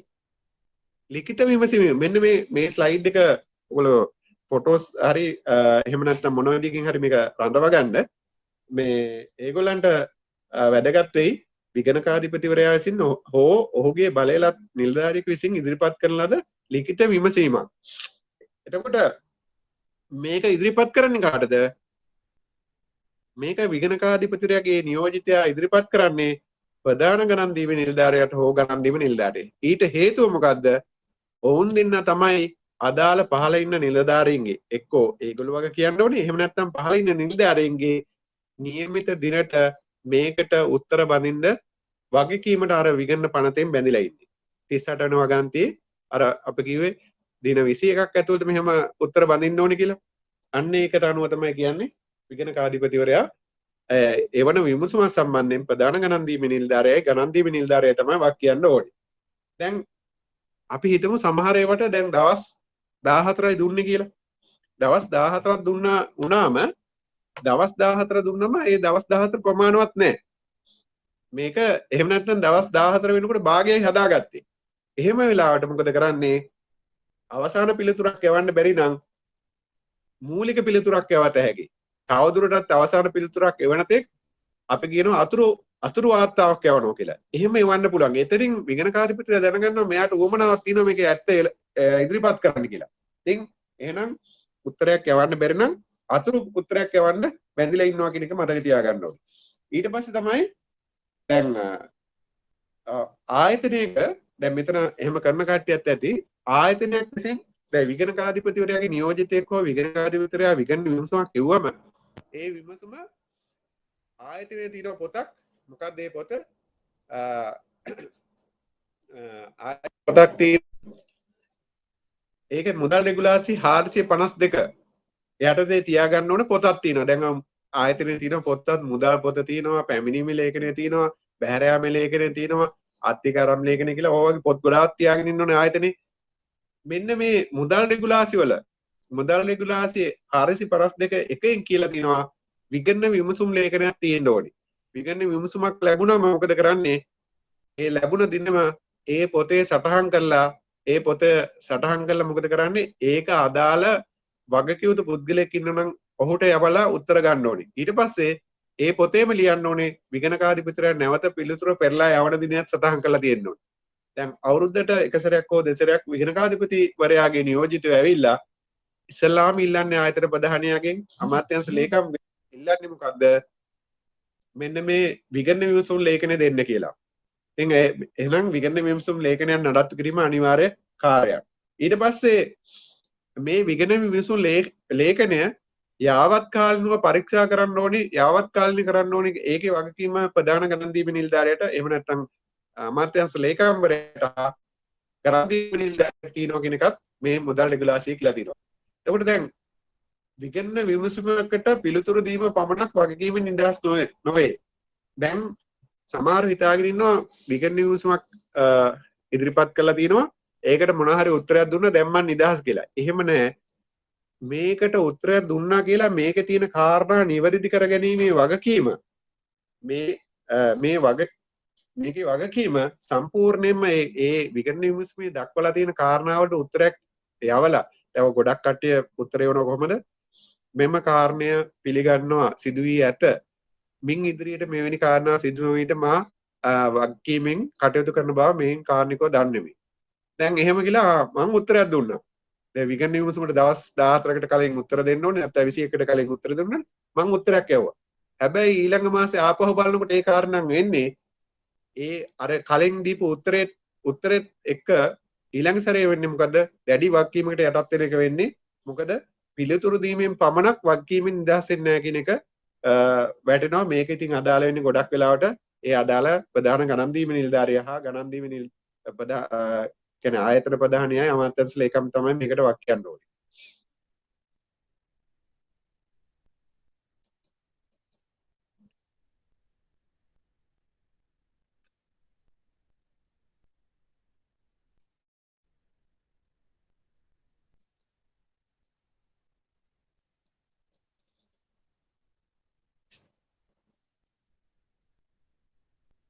right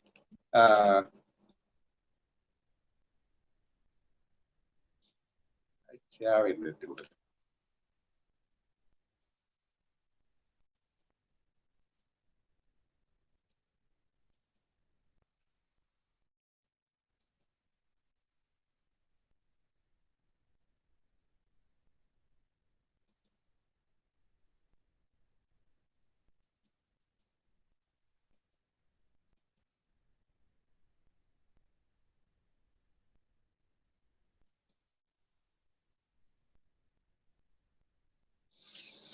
පොඩ්ඩක් ඉන්න බලන්න මේ තාක්ෂණික දෝෂයක් ඇවිල්ලා තියෙන්නේ.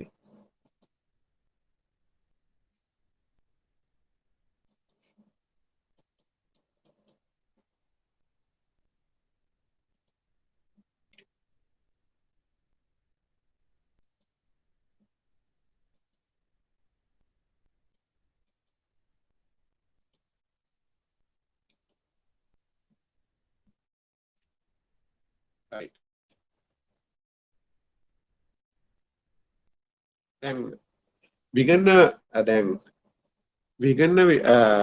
දැන් විගණන විමසුමක් ලැබුණම දැන් මේක අපේ ලොක්කට තමයි ඇවිල්ලා තියෙන්නේ. එයා ලොක්කමට උත්තර දෙන්න කියලා කොටසක් එව්වා. එහෙම කියලා නෑ. විගණන විමසුමක් ඇවිල්ලා තියෙනවා නම් ඔබගේ ශාඛාවට ඔබට විරුද්ධව හෝ ඇවිල්ලා තියෙනවා නම් විරුද්ධව කියන්න බෑ. ඔබට අදාළව ඇවිල්ලා තියෙනවා නම් ඒ විගණන විමසුම ලබාගෙන ඒකේ කාරණාවලට ඒ කියන්නේ විගණන විමසුම සම්පූර්ණයෙන් බැලීමේ අයිතිය කියන්නේ තමන් ඒ පරිශීලනය කිරීමේ අයිතිය තියෙනවා කියන එක මතක තියාගන්න ඕන වෙලාවක ආයතන ප්‍රධානයට ඒවා හංගගෙන ඉන්න අයිතියක් නැහැ. ඊට පස්සේ මේ විගණන විමසුමත් දෙස ඔයගොල්ලෝ බලන්න ඕනේ. මේ පළවෙනි අවස්ථාවේ විගණන විමසුම ආපුවම ඔයාලට හොඳ ඔපචුනිටි එකක් හොඳ අවස්ථාවක් ලැබෙනවා වෙච්ච දේ කියන්න. වෙච්ච දේ හරියට කියන්න. දැන් ගොඩක් දෙනෙක් කරන්නේ වෙච්ච දේ කියන්නේ නැතුව නොවෙච්ච දෙයක් ලියන්න හදනවා. දැන් එහෙම බලාපොරොත්තු වෙන්නේ නැහැ. දැන් විගණනයේදී එහෙම බලාපොරොත්තු වෙන්නේ ඒ විගණන නිලධාරීන් නීතිය කෙසේ තිබුණද යම් යම් සත්භාවී ක්‍රියා සම්බන්ධයෙන් යම් යම් සාධාරණ නිගමනවලට එළවෙන්න වෙනවා. ඉතින් ඒක තේරුම් ගන්න. හැබැයි එහෙම ලියන්නේ නැතුව අර නීතිමය වශයෙන් හරි ආගියු කරන එක නෙවෙයි කරන්න ඕනේ. ඔබ ඒ කරේ සත්භාවයෙන් හරි නිවැරදිව හරි යම් බලපෑමකට යටත්වද කියන එක ඒක ලියන්න අවස්ථාවේ ලියන්න. පසුව පැහැදිලි කරන්න ගියා මේක පිළිගන්නේ නැහැ. ඒක මතක තියාගන්න. ගොඩක් දෙනෙක් හිතාගෙන ඉන්නවා දෙන්නම්කෝ මං හොඳ උත්තරයක් කියලා වෙන ඒවා ලියලා එවනවා. ඊට පස්සේ චෝදනා දෙකයි. මොකද ඒ ලියලා තියෙන එකත් බොරු, වෙච්ච දේත් බොරු, දෙකම එකතු වුණාම චෝදනා දෙකක් වෙනවා. ඒක නිසා ඒ වැඩේ කරන්න එපා. එතකොට මේ ඊළඟ තමයි මේකෙදී විගණන විමසුමෙන් වෙන දෙයක් තමයි එක දෙයක් තමයි එක පුද්ගලයෙක් කරන වැරද්දක් විගණනාධිපතිවරයා එහෙම විමසුමකින් ඉදිරිපත් කළ අහනකොට අනිත් කට්ටිය ඒ වැරද්ද නිවැරදි වෙන එක ගොඩාක් වෙලාවට කරනවා. එක පුද්ගලයාටයි විගණන විමසුමක් එන්න ඕනි. අනිත් අය අපි කියන්නේ අර ස්වභාවිකවම ඊට පස්සේ මෙන්න මේකට ඔඩිට් කෝරයක් ඇවිල්ලා තිනවා. මේක විමසුම් කරනවා. ඒක නිසා අපි මේක කරන්න ඕනේ නැහැ කියන එක විගණකාධිපතිවරයාට හෝ විගණන කාර්යාලයේ ඉන්න කට්ටිය සන්තෝෂ වෙන්න කාර්යයක් නෙමෙයි. ඒක මහජනතාව පැත්තෙන් නිවැරදි කාර්යයක්. ඔබ හිතන්න ඔබ ආයතනයෙන් නෙවෙයි වෙන ආයතනයක කාර්යයක් කියලා හිතන්න. අපි ඔබ ඉන්න ගෙදර ආවට ඉන්නවා ගම් සභාවක් අපි ප්‍රාදේශීය සභාවකින් ප්‍රාදේශීය සභාවෙන් විදුලි බලය දෙන්න ඕනේ ඒ පාරට. ඒ එක සැරයක් බල්බ් ටික දාගෙන යනවා ඊට පස්සේ මාස 6කින් පස්සේ අපවම ඒ ඔක්කොම වැඩ කරන්නේ නැහැ. දැන් විගණකාධිපතිවරයාට විගණකාධිපතිවරයා නියෝජිතව ඔක දැක්කොත් මේගොල්ලෝ මොකද කරන්නේ බලනවා මේගොල්ලෝ මේ කාලෙට ලයිට් කොච්චර බල්බ් දාලා තියෙනවද සමහරලාට මේ වගේ බල්බ් දැම්මේ නැති වුණාට බල්බ් එහෙ සටහන් වෙනවා දැම්මා කියලා. එතකොට බලන්න ඒක පරීක්ෂා කරනවා කියලා දැනගත්තොත් එහෙම මේ වැඩේ හරියට කරනවා. ඉතින් සමහර දේවල් පරීක්ෂා කරත් ලේසියෙන් නවත්තන්න බෑ. නමුත් බහුතරයක් දේවල් රැකෙනවා. ඉතින් මේ වගේ වැරදි නිවැරදි කරන්නට හොඳ ලැබෙන උපකාරයක් තමයි මේ විගණන විමසුම කියන එක. ඒක අර හරිය අමාරු දෙයක් විදිහට ගන්න එපා. ඒක අමාරු දෙයක් විදිහට ගන්නේ කවුද? වැරදි කරන පුද්ගලයන්ට තමයි මේක හිතරේ දෙන්නේ. නැත්නම් අනිත් පුද්ගලයන්ට මේවා ගාණක්වත් නැහැ. දැන් උදාහරණයක් වශයෙන් ඔය අපි විගණන පනත හදන මුල් කාලේ මම දේශන කරන්න ගියාම ඔයගොල්ලෝ දැකලා තියෙනවද? දැන් කැලේ ඉන්න අලි ඕන තරම් කැලේ ඉන්නවනේ. එතකොට මේ අලි කැලේ හිටියට ප්‍රශ්නයක් නැහැ. හැබැයි මෙයා විදුලි වැට පයින් ආවොත් තමයි එයාට කරන්ට් වදින්නේ. දැන් විදුලි වැටක් තියනවා කියලා විදුලි වැටක් තියනවා කියලා කැලේ ඉන්න හැම අලියටම වැදගත් නැහැ. ඇයි? එයා එක පයින් ඉන්නේ නැති හින්දා. පයින් එන එක්කෙනාට මොකද තියෙන්නේ? එයා බයයි මොකද කරන්නේ? එයා බයයි අනිවාර්යෙන් කරන්ට් වදිනවා. එයා හරි වොරි මේ විදුලි වැට ගැන. විගණනයත් ඒ වගේ තමයි. වංචා හා දූෂණයන් වැළැක්වීම සඳහා විදුලි වැටක් වගේ ක්‍රියාත්මක වෙනවා තමයි. ඒක පයින් ඉන්න මිනිසුන්ට තමයි කරන්ට් වැදිලා ඒ මැරෙන්නේ නැහැ. කරන්ට් වැදිලා විසිරලා හරි යන්නේ. හැබැයි මේ හොඳට ඉන්න කැලේ ඉන්න අලි ඒ කියන්නේ ගම්බිම් වැදලා මිනිස්සු මරලා මිනිසුන්ගේ දේපල කණ්ඩ මහන්සි වෙන අලින්ට තමයි විදුලි වැට මාර ප්‍රශ්නයක් තියෙන්නේ. ඒ වගේ තමයි විගණනයත් ඒ වගේ දෙයක්. යම් රාජ්‍ය දේපල, රාජ්‍ය සම්පත්, අක්‍රමිකතා, දූෂණය, නාස්ත්‍ය මෙන්න මේවා කරන පුද්ගලයන් තමයි විගණනේ හරියට රෙදෙන්නේ. නැතුව අනිත් කට්ටිය කිසි ප්‍රශ්නයක් නැහැ. කැලේ ඉන්න අලි කවදාවත් විදුලි වැට ගැන වොරීඩ් නැහැ. මෙන්න මේක තමයි එක සරල උදාහරණයක්. දැන් මම මේ අපි දිගටම කතා කරා. දැන් මෙහෙම දැන් මේ විගණනය සම්බන්ධයෙන් දැන් ඕගොල්ලෝ ඔක්කොම විගණනය සම්බන්ධයෙන් තියෙන්නේ මම දන්නවා කතා කරේ නැතත් තියෙන්නේ එච්චර මේ හොඳ චිත්‍රයක් නෙවෙයි. ඒක ඇවිල්ලා අනවබෝධික වෙච්ච දෙයක් කියලා තමයි මගේ හැඟීම. මම මෙතන විගණකාධිපති දෙපාර්තමේන්තුවේ විගණන ජාතික විගණන කාර්යාලයේ ඉන්න හින්දා නෙවෙයි. මම ඒකට හේතුව කියන්නම්. දැන් මේ මම ඒකට පොඩි උදාහරණයක් කියන්නම්. දැන් එක මේ ඇමරිකාවේ වෙච්ච සිද්ධියක්. ඇමරිකාවේ මේ එක ප්ලාන්තයක මේ පොඩි ළමයි ටිකක් මේ කොහොම හරි මේ එළියේ සෙල්ලම් කර කර ඉන්නකොට කොහොම හරි ගෙදරක ඇති කරන බල්ලෙක් බැඳලා ඉන්න බල්ලෙක් එකපාරම ඒ කූඩුව කඩාගෙන ඇවිල්ලා අර ළමෙක් හපා කන්න දුවගෙන එනවලු. දැන් මේ පොඩි ළමයි ඊට පස්සේ මේ දැන් ඒ බල්ලාගේ දිහා දැක්කම ටිකක් බයත් හිතෙනවා. එහෙම ළමයා හැපුවා නම් එහෙම ළමයට ගොඩාක් ලොකු හානියක් වෙන තත්ත්වයක් තියෙනකොට එක මිනිස්සෙක් දිහාට මේ බල්ලා දුවගෙන එනකොට මිනිහා මිනිස්සයා ඉස්සරහට පැනලා බල්ලත් එක පොර ගාලා කොහොම හරි බල්ලට ගහලා බල්ලා එලවලා ළමයා බේර ගන්නවා. ඒ කියන්නේ සරල සිද්ධියක්. දැන් ඊට පස්සේ දැන් ලංකාවේ ඔය වගේ සිද්ධියක් වුණාම ගණන් ගන්නෙත් නැහැ. නමුත් ඇමරිකාවේ සාමාන්‍යයෙන් ඇමරිකාවේ තියෙන්නේ දැන් එක්කෙනෙකුට තව එක්කෙනෙක් මොනවද කරන්න කියලා හොයන්නෙත් නැහැ. මොන වුණත් බලන්නෙත් නැහැ. ඒගොල්ලෝ පුදුම ස්වාධීනත්වයක් භුක්ති විඳින මිනිස්සු කොටසක්. සමහරවිට අල්ලපු ගෙදර ඉන්න මිනිස්සයා කවුද කියලාවත් දන්නේ නැහැ. දැන් අපේ ගෙදර ඉන්න කට්ටියට වඩා අල්ලපු ගෙදර මිනිස්සු ගැන අපි දන්නවනේ. ඒ අපේ ලාංකීය හැටි. දැන් මේකෙදි දැන් මේ බල්ලාගෙන් ළමයා බේරගත්ත එක ඊට පහුවදා මුළු ඇමරිකාවෙන් පත්‍ර මුල් හෙඩ්ලයින් එක විදිහට යන්නේ මොකද්ද? මෙහෙම වීර ක්‍රියාවක් කර තරුණේ වයස 2ක 3ක මෙහෙම ළමෙක් තා පොඩ්ඩෙන් ජීවිතය අනතුරකටපත් වෙන්න තිබ්බා. මොකද ඒ රටේ ජීවිතයේ අංක 1ට පිළිගන්න ප්‍රාන්තයක්. සමහර ප්‍රාන්ත තියෙනවා එහෙම නැහැ. මොකද ඇමරිකාවේ ඒ තියෙන ප්‍රාන්තයේ ජීවිතය අංක 1ට තියෙනවා. දැන් ඒ කියන්නේ ජීවත් වීමේ නිදහස මනුස්සයා කියන එක තමයි අංක 1ට තියෙන්නේ. දැන් ලංකාවේ ජීවත් වීම අයිතිය පිළිගෙන නැහැ මානව අයිතිවාසිකමක් විදිහට.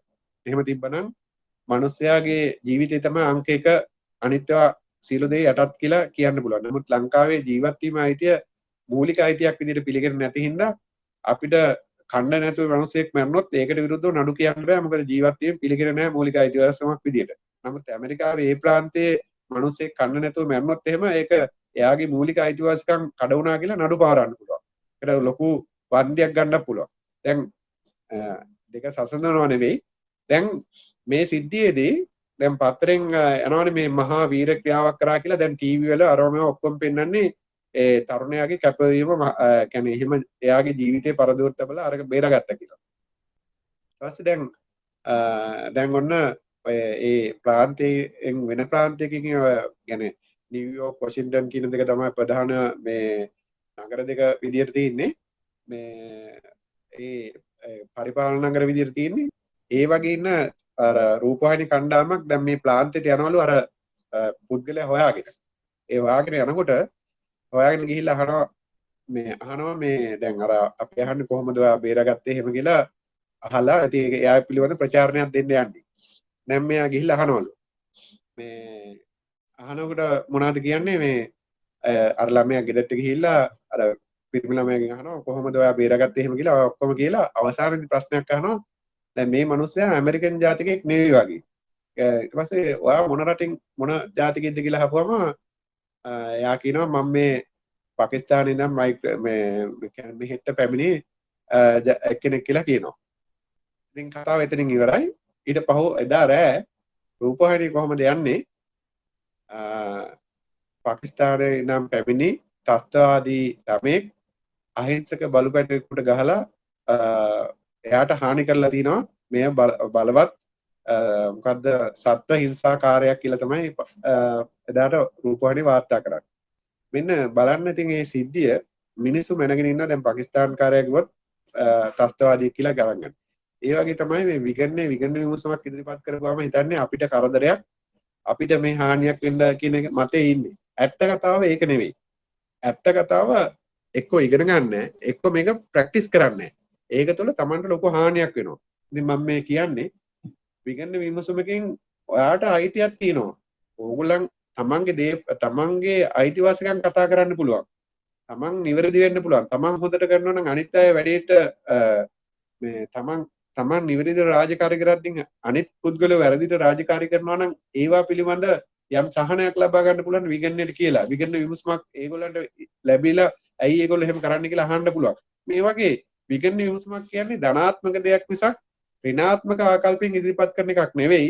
ඒකට ධනාත්මක දේ අපි පිළිගෙන තියෙන්නේ ඍණාත්මක දෙයක් විදිහට විගණන ඔඩිට් එකට බයිනවා, ඔඩිට් කරන්න එපා කියනවා, දැක්කම තරහ වෙනවා. දැන් ඔඩිට් එකේ කෙනෙක් බඳින්නෙත් නැහැ සමහරව. ඇයි අර අපිවත් ඔඩිට් කරයිද දන්නේ නැහැ. දැන් පිරිමි කෙනෙක් ගෑනු කෙනෙක් බඳින්නේ නැහැ ඔඩිට් එකේ සමහරලාට මාවත් ඔඩිට් කරයිද දන්නේ නැහැ කියලා. ඒ වගේ ඒ වගේ ආකල්ප තියෙන මිනිස්සුත් ඉන්නවා. එහෙම කතාවක් නෙවෙයි මෙතන තියෙන්නේ. විගණනය කරනවා කියලා කියන්නේ තමන් විගණනය කරනවා නම් නිවැරදි වෙනවා. දැන් අපි ගොඩක් වෙලාවට වෙන මිනිස්සු විගණනය කරන්න යනවා. වෙන මිනිස්සු පරීක්ෂා කරන්න යනවා. තමන් පරීක්ෂා කරගන්න. හැබැයි විගණනය කරන්නේ මහජනතාව වෙනුවෙන් විගණනය කරනවා. මහජනතාවගේ දේපල ආරක්ෂා කරන්න මහ ජනතාවගේ සල්ලි වලින් මේ නරත්වන ආයතන පුද්ගලයෝ නිවැරදි වැඩ කරනවාද කියලා බලන එක තමයි විගණනය කරන්නේ. ඒතකොට මහ ජනතාව කියන එකට ඔබත් අයිති. ඔබගේ ඩියුටිය තමයි කරන්නේ විගණකාධිපතිවරයා.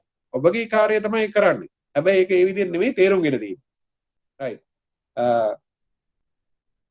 ඊළඟට විගණන විමසුමකට කොහොමද දැන් මෙහෙම එකක් ලැබුණොත් කොහොමද උත්තර දෙන්නේ කියලා. දැන් විගණන විමසුමකට මේ උත්තර දෙන විදිහ තමයි දැන් මේක මම කියලා දුන්නම මේ විදිහටම කරන්න කියන එක නෙමෙයි. දැන් විගණන විමසුමක් ලැබුණම ඉස්ලාම් කරන්න ඕන දේ තමයි පැහැදිලි මනසකින් විශ්ය මේක කියවන්න ඕනේ.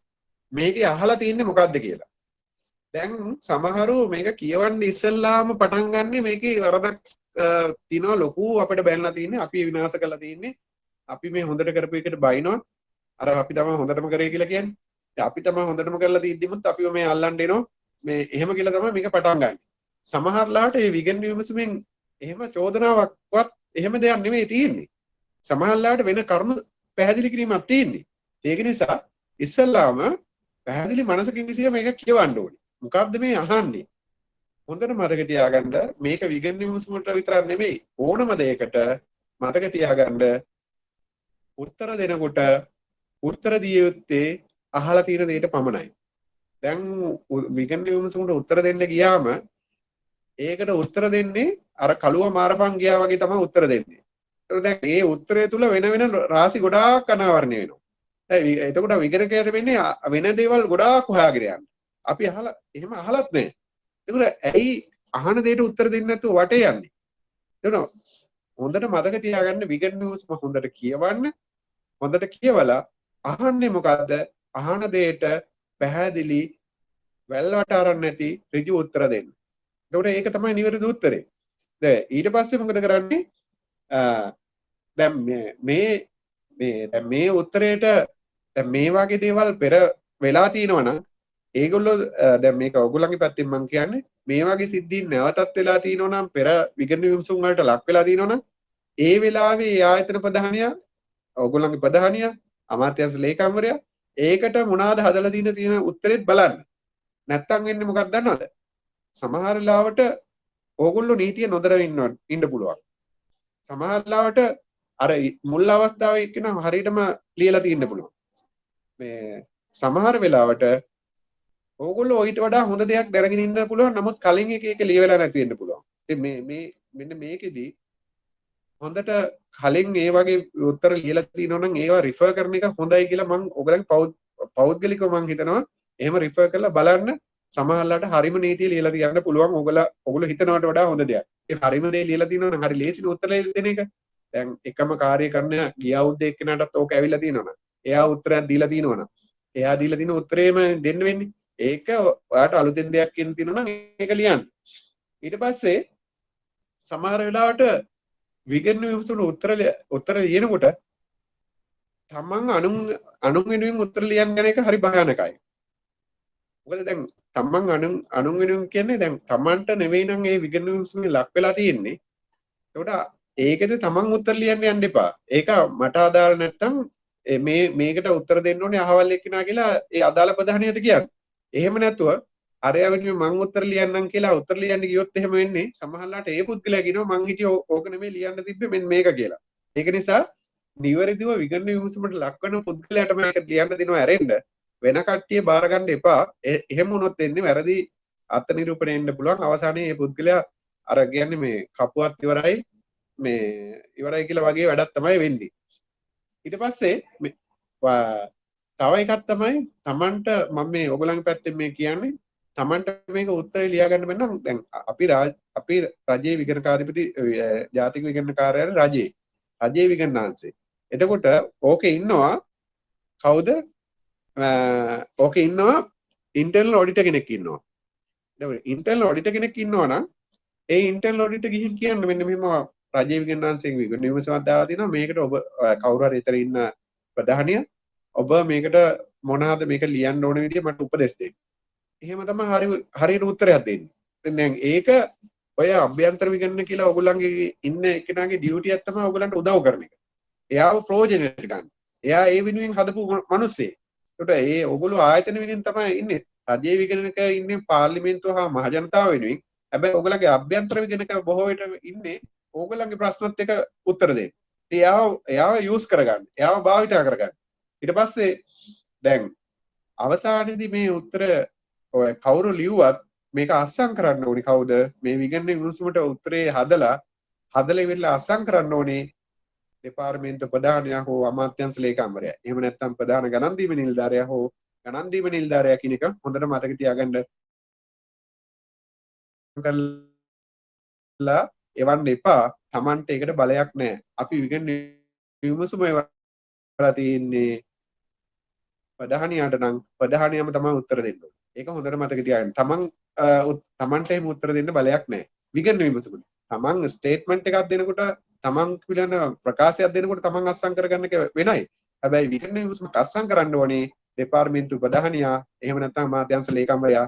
ඒක හොඳට මතක තියාගන්න. මොකද විගණකාධිපතිරයා විමසුම් මෙවන්නේ ගණන් දීමේ නිලධාරියටයි ප්‍රධාන ගණන් දීමේ නිලධාරියට කියන එක ගොඩක් දෙනෙකුට මතක නැති වෙනවා.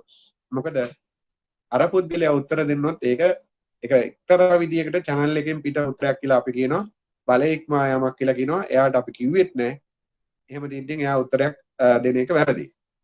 එයාගේ උත්තරයක් ඔයින්නම් ඇමුණුමක් විදිහට ඉදිරිපත් කරන්න පුළුවන්. හැබැයි මුල් ලෙටර් හෙඩ් එක වෙන්න ඕනි, මුල් ඡේදය එන්න ඕනි අර දෙපාර්තමේන්තු ප්‍රධානියා. නැත්නම් අමාත්‍යාංශ ලේකම්වරයා. රයිට්. ඊට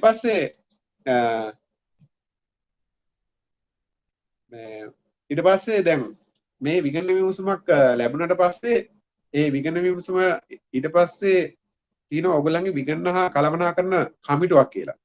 ඒකෙදි ඒ අදාළ ජාතික විගණන කාර්යාලයේ විගණන අධිකාරිවරයා ඒ අදාළ පිරිස ඒ විගණන හා කළමනාකරන රැස්වීමේදී මේ ඕගොල්ලන්ට ආපු විගණන විමසුම ඕගොල්ලෝ උත්තරේ ආපු විගණන උත්තරේ මේ දෙකම කතා වෙනවා.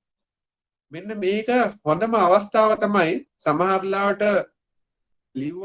උත්තරේ විගණන විමසුමට උත්තරේ යවුවට පස්සේ තව කරුණු මතුවුණා නම් තව දේවල් කටින් කියන්න පුළුවන් නම් සමහරලාට ලියලා යවන්න බැරි කටින් කියන්න බැරි දේවල් තියෙනවා නම් මෙන්න මේ විගණන හා කළමනාකරන කමිටුව තියෙන එක අවුරුද්දට 4 වතාවක් තියෙනවා. ඒ කියන්නේ මාස 3කට එක සැරයක් තියෙන්න ඕනේ. ඒක තියෙන්නේ විගණකාධිපතිවරයාගේ නියෝජිතයෙකුයි ආයතනයේ ප්‍රධාන අමාත්‍යාංශ ලේකම්වරයා එහෙම නැත්නම් දෙපාර්තමේන්තු ප්‍රධානියා එකතු වෙලා ආයතනයේ ඉන්න ඉහළම නිලධාරීන් ටික තමයි මේ විගණන හා කළමනාකරන කමිටුවේ ඉන්නේ. එතනදී අර විගණකාධිපතිවරයාගේ වෙනුවෙන් නියෝජනය කරන විගණන නිලධාරියයි එකතු වෙලා මේ ප්‍රශ්නය යම් සාකච්ඡා කරන්න පුළුවන්.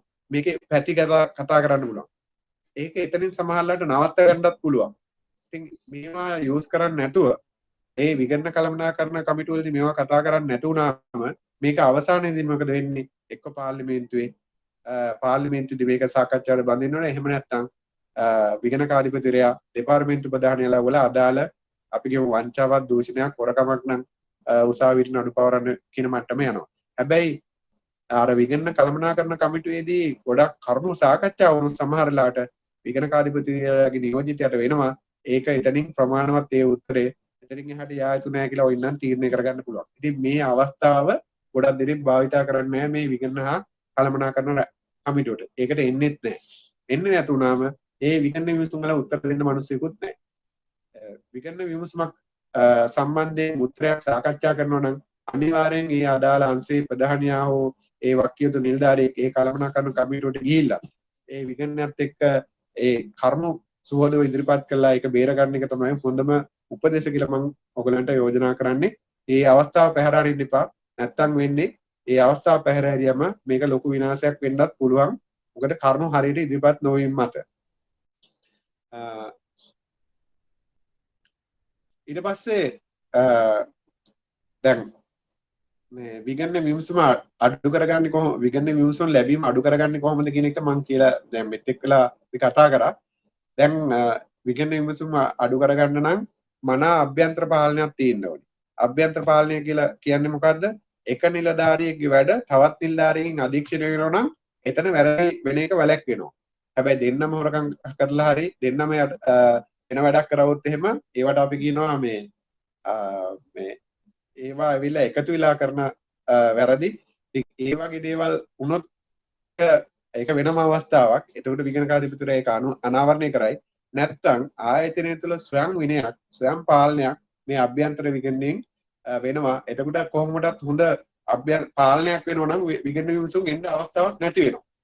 ඊට පස්සේ තමයි ඔය මුදල් රෙගුලාසි පොතේ තියෙනවා 135 143 දක්වා තියෙනවා අදාළ බලතල පවරනවා. මුදල් සම්බන්ධව, ස්ථාවරවත්කම් සම්බන්ධව ක්‍රියාත්මක වෙන ආකාරයේ බලතල පවරනවා. එතකොට මේ බලතල ලැබූ නිලධාරීන් ඒ බලතල ඒ කියලා තියෙන මුදල් රෙගුලාසිලා තියෙන බලතල ප්‍රකාරව කටයුතු කරනකොට ඒ බලතල ප්‍රකාර ඒ පරීක්ෂා කිරීම කරනකොට විගණන විමසුම් ලැබෙන්නේ නැහැ.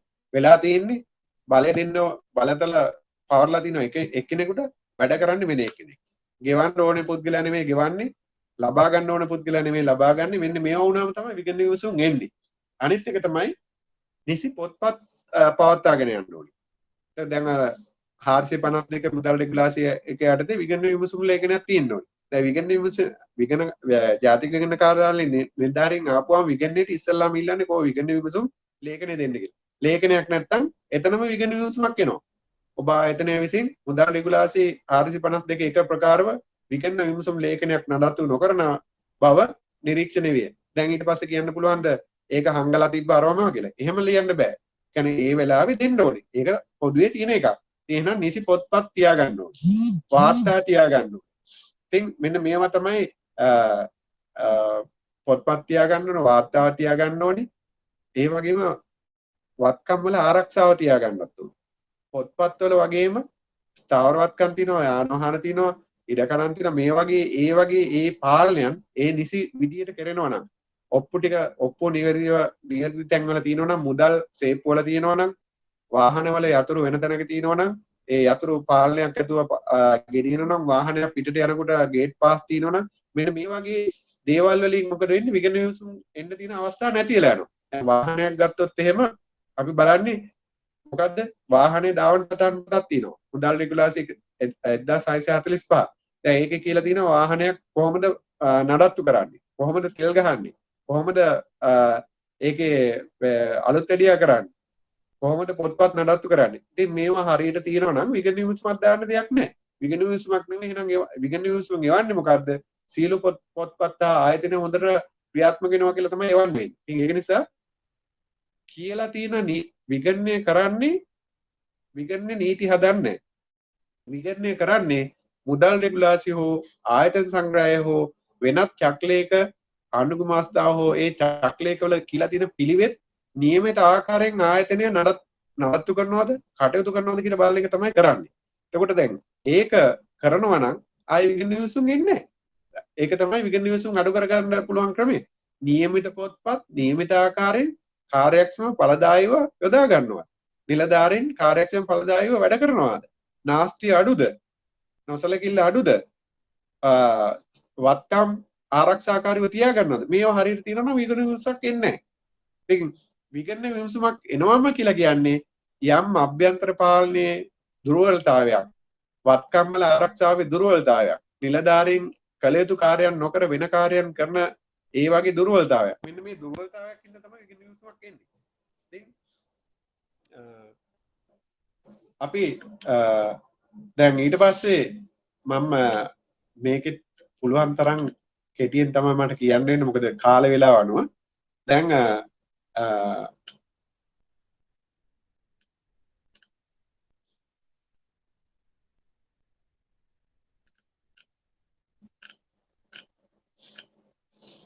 දැන් විගණන විමසුමක් ලැබුණම විගණන විමසුමක් ලැබිලා ඉවරලා ඒකට උත්තරයක් අපි ආයතනයේ මගින් යවනවා. හැබැයි ඊට පස්සේ ඒ විගණන විමසුමේ දේවල් හරියට ක්‍රියාත්මක වෙනවද කියලා ඒ විගණකාධිපති දෙපාර්තමේන්තුවේ විගණන ජාතික විගණන කාර්යාලයේ නිලධාරීන් බලනවා. ඒ බලන වෙලාවට නිවැරදිව ඒ කාර්ය හොඳට ඉෂ්ට වෙනවා නම් ආපහු ඒ සම්බන්ධයෙන් විගණන විමසුමක් ඉවන්නේ නැහැ. ඒකට දැන් අර මෙන්න මෙහෙම කතාවක් තියෙනවා. දැන් අපි හොඳම දැන් සාමාන්‍යයෙන් හොඳම ආයතනයක් දියුණු වෙන්න පුළුවන් ආයතනයක් දියුණු වෙන්න ඕන නම් ආයතනයක පැවැත්ම එහෙම නැත්නම් රටේ පැවැත්ම මේ හැම දෙයකම සංවර්ධනය සඳහා වැදගත් වෙන කාරණා කීපයක් තියෙනවා. එකක් තමයි ඉන්න රාජ්‍ය සේවකයා එහෙම නැත්නම් රටේ ඉන්න පුද්ගලයෝ රාජ්‍ය සේවකයා මනා හැකියාවක් තියෙන පුද්ගලෙක් වෙන්න ඕනේ. ස්කිල් ෆුල් වෙන්න ඕනේ. ඒ කියන්නේ ස්කිල් වෙන්න ඕනේ. හැකියාවක් තියෙන්න ඕනේ. දැන් ගොඩාක් නිලධාරීන් තනතුරු ගත්තට හැකියාවක් නෑ.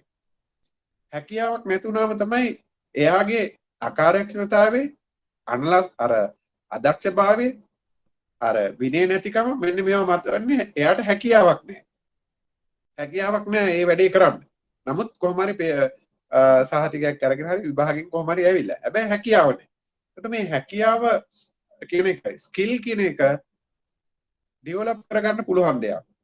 යම්කිසි දෙයක් දැන් අපි එනකොට පරිගණක පිළිබඳ අවබෝධයක් අරගෙන නෙමෙයි ආවේ. හැබැයි අපි කාලයක් ගියාම ඒක ඉගෙන ගන්නවා.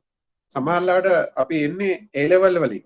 හැබැයි කාලයක් ගියාම අපි ඒ අවශ්‍ය අනිකුත් වෘත්තීය හා වෙනත් සුසුකම් ලබා ගන්න.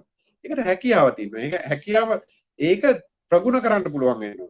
වර්ධනය කරගන්න පුළුවන් වෙනවා. එතකොට ඕනම ආයතනයක ස්කිල් හැකියාව තියෙන පුද්ගලයෝ ඉන්නවා නම් ඒ පුද්ගලයෝ හරහා ඒ ආයතනය හෝ ඒ රටේ නම් රට දියුණු වෙනවා. ඊළඟට තමයි මේ හැකියාව තිබ්බට මදි ආකල්පයකුත් තියෙන්න ඕනේ. ඇටිටියුඩ් තියෙන්න ඕනේ. මොකද්ද මේ ඇටිටියුඩ් කියලා කියන්නේ මොකද්ද කියලා අහුවොත් එහම ආකල්ප කියන්නේ දැන් ආකල්ප කියලා අපි ගත්තොත් එහෙම මේකට නිර්වචනයක් දීලා තිනවා වින්සන් චර්චිල් එක වෙලාවකදී වින්සන් චර්චිල් කියලා තිනවා පුද්ගලයෙක් පොඩි දෙයක් හින්දා කරන්න පුළුවන් නම් වෙනසක් අන්න ඒක තමයි ආකල්පය කියලා කියන්නේ. පොඩි දෙයකට පුළුවන් නම් පුද්ගලයෙක් වෙනස් කරන්න අන්න ආකල්පය කියලා කියනවා. දැන් අපේ රටේ ගොඩක් වෙලාවට වෙලා තියෙන්නේ රට යම් හැමදාම අපි සංවර්ධනය වෙන රටක් බවට පත් වෙලා තියෙන්නේ. දැන් අවුරුදු 70 ගණන් ඒ වගේම යම් යම් දේවල් වල තියෙන ආකල්පත් එක්ක තමයි අපි අගාධයට වැටෙන්නේ. එහෙම ආකල්ප ටිකක් තියෙනවා. ඒ ආකල්ප රටේ හෝ පුද්ගලික හෝ ආයතනයේ පැවැත්මට හොඳ නැහැ. යහපත් ආකල්ප නැහැ. හොඳ කියන්නේ හොඳ ඇටිටියුඩ් නැහැ. ඒතර මේ ඇටිටියුඩ් කියන්නේ මොකද්ද? අපි ආයතනය රැක ගන්නවා. ආයතනයේ සම්පත් ආරක්ෂා කරනවා. කාලය රකින්නවා. දැන් අපි හවසට යනකොට ලයිට් දාලා තිනවනම් ඒවා නිමලා යන්න ඕනේ. එහෙම නැත්නම් මොන හරි වෙන වැරද්දක් දැක්කම ඕක මගේ ඩියුටිය නෙමෙයි කියලා යන්න නැතුව ඇටිටියුඩ් හදා ගන්න ඕනේ. ඇටිටියුඩ් කියන්නේ හොඳ ආකල්ප තියෙන්න ඕනේ. ඒකට හැකියාවක් තියෙන්න ඕනේ. ආකල්පත් හොඳ වෙන්න ඕනේ. ආකල්පයක් කියන්නේ වෙනස් වීම.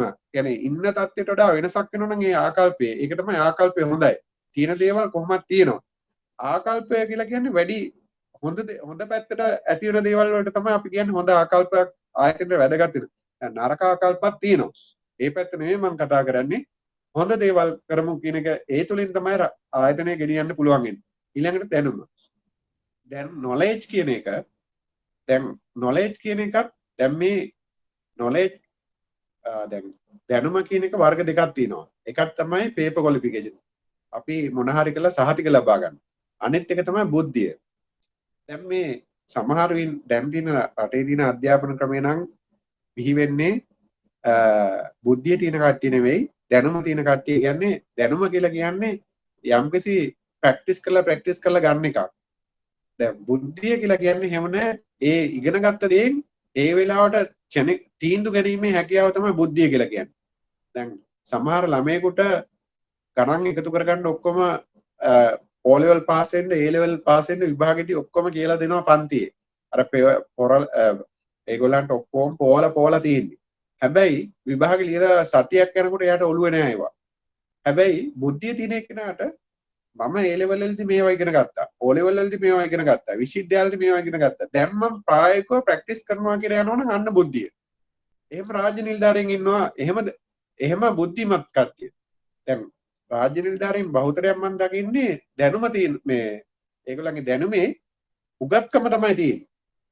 උගත්තු වුණාම ප්‍රමාණවත් නැහැ. උගත්තු යම් පොත බලලා වැඩ කරන්න බෑ. තීරණ ගන්න වෙනවා. ඒකට දැන් සමහරලාට ඒවා ඉගෙනගෙන තියෙනවා. නමුත් ඒක කොහොමද පාවිච්චි කරන්නේ? කොහොමද ඒක රටේ සංවර්ධනයට ආයතන සංවර්ධනයට මෙහෙවන්නේ? අන්න එයා තමයි බුද්ධිමතා. ඉතින් මේ දෙක අතර ගැටුම් තියෙනවා.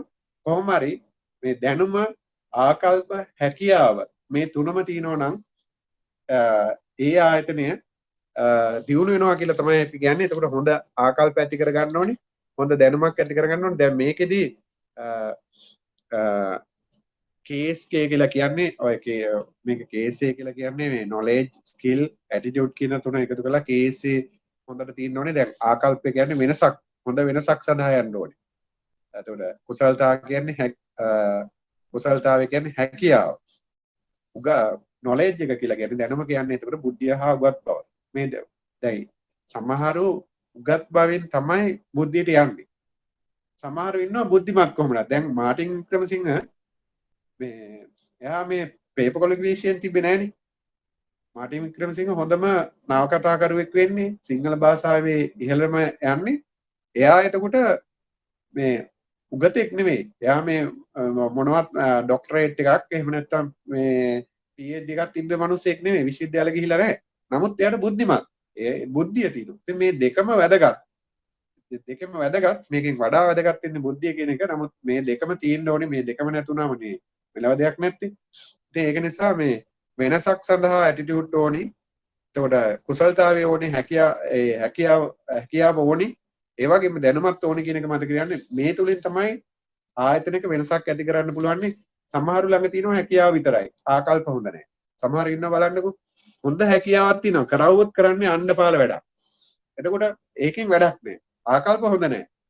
හොඳට ලියන්න කියන්න හැකියාව තියෙනවා. හැබැයි ලියන්නේ පෙත්සම් ගහන එක තමයි කරන්නේ. එතකොට දැන් සමහරු ඉන්නවා ආකල්ප වශයෙන් හරිය හොඳයි. දෙයක් කරන්න ගියාම එයාට ඒක එන්නේ ඇඟේ නැහැ. හැකියාව නැහැ කියලා කියනවා. එතකොට දැන් හැකියාවක් තියෙනවා ආකල්පයක් තියෙනවා. වැඩක්කුත් කරනවා හොඳ ආකල්පිකුත් තියෙනවා. හැබැයි එයාට බුද්ධිය නැත්තම් ආපහු හොඳ දෙයක් ප්‍රසන්ට් වෙන්නේ නැහැ. හැකියාවයි ආකල්පේ තියෙනවා නම් යමක් හොඳයි. හැබැයි දැනුමත් ඒකම තියෙන්න ඕනේ. එහෙම නැත්තම් අර තියෙන්නේ න්‍යායක් තියෙන්න ඕනේ, භාවිතයක් තියෙන්න ඕනේ කියලා කතාවක් තියෙනවා. න්‍යාය හා භාවිතය දෙකම තියෙනවා. දැන් ඔක එක වෙලාවක මාක්ස් කොහෙද කාල් මාක්ස් කියනවා න්‍යාය පමණක් තියෙනකොට න්‍යායක් පමණක් තියලා භාවිතය නැහැ. එතකොට අපි ඒක කියනවා වඳයි කියලා කියනවා. දැන් න්‍යාය පමණක් තියෙනවා භාවිතයක් නැහැ කියලා වඳයි කියනවා. හැබැයි භාවිතයේ තියෙනවා න්‍යාය නැහැ කියනවා ඒ කට්ටියට අන්ධයි කියලා කියනවා. දැන් ඔන්න ඕක තමයි මාක්ස් වෙලාවකදී කියන්නේ න්‍යායත් වැදගත් භාවිතයත් වැදගත්. ඒක න්‍යාය විතරක් තියෙන කට්ටිය වඳයි. ඇයි වැඩක් නැහැ. දැන් සමහර දිනවා කෙප්පරක් ටෝක් දෙනවා ඒ උනාට වැඩක් කරන්නේ නැහැ ප්‍රායෝගික භාවයේ බිඳුවයි. ඒගොල්ලෝ වඳයි මොනවත් අවුට්පුට් එකක් නැහැ. ඒ වගේම සමහරු මාර විදිහට වැඩ කරනවා. හැබැයි කිසිම න්‍යායාත්මක බවක් නැහැ. ඔය ඩ්‍රයිවර්ස්ලා එහෙම බලන්න ගොඩක් වෙලාවට ඔය ප්‍රැක්ටිස් එකකින් එලවනවා මිසක් කිසිම ටෙක්නිකලි මොනවත් නැහැ. දැන් එහෙම ඉන්න කට්ටියක් ඉන්නවා. එහෙම ටෙක්නිකලි ඉන්න එක්කෙනා එයා ඒක ගැන ඉගෙන ගන්නවා. වාහනේ ගැන දන්නවා. ඉතින් මම ඒ කියන්නේ න්‍යාය කියන එකක් දැනගන්න ඕනි. භාවිතයක් තියෙන්න ඕනේ. මේ දෙකම තියෙන එකට තමයි ආයතනයක් වෙනස් වීමට ආයතනයේ දියුණුවට බලපාන්නේ. එතකොට අපි න්‍යාය ඉගෙන ගන්න ඕනි. භාවිතයෙන් හැමදාම ටයිප් ගගහ පුරුද්දට ඇගිලි යනවා නෙමෙයි. මේක තාක්ෂණය ඉගෙන ගන්න ඕනේ. තාක්ෂණයයි භාවිතයයි දෙක තිබ්බම තමයි හරි ලස්සනක් වෙන්නේ. ඒ වගේම ලියුමක් ලියනකොට විගණනයට උත්තරයක් ලියනකොට න්‍යාය දැනගන්න ඕනේ. විගණන කාර්යපත්‍රයට තියෙන බලය දැනගන්න ඕනේ. අපිට තියෙන බලය දැනගන්න ඕනේ. විගණන විමසුමක් කියන්නේ මොනවද? න්‍යාය දන්නවා. ඊට පස්සේ තමයි උත්තරේ ලියන්නේ. භාවිතය හරි විදිහට ලියනවා. මේ එක තුනම තමයි ලස්සන උත්තරයක් එන්නේ. ඉතින් ඒ ගැන අවබෝධයෙන් ඉන්න. ඊට පස්සේ දැන් මං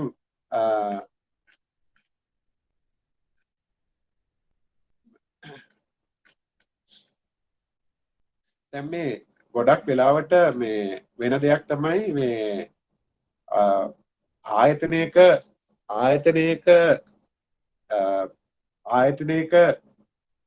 පැවැත්ම සම්පූර්ණයෙන්ම රඳා පවතිනවා. අනේ ඒ තියෙන ආයතනයේ පරිසරයත් මත. ආයතන පරිසරය කියලා කියවුවම ඉහළ ඉඳන් පහළට එන නියෝග හා ඒ බලය. ඒ වගේම පහළ ඉන්න නිලධාරී ඉහළට එක්ක තියෙන ගණදිනුව. මෙන්න මේවා අතර අපි කියනවා මේ ඒවා අතර සමතුලිතභාවයක්. ඒවා අතර ගැළපීමක්.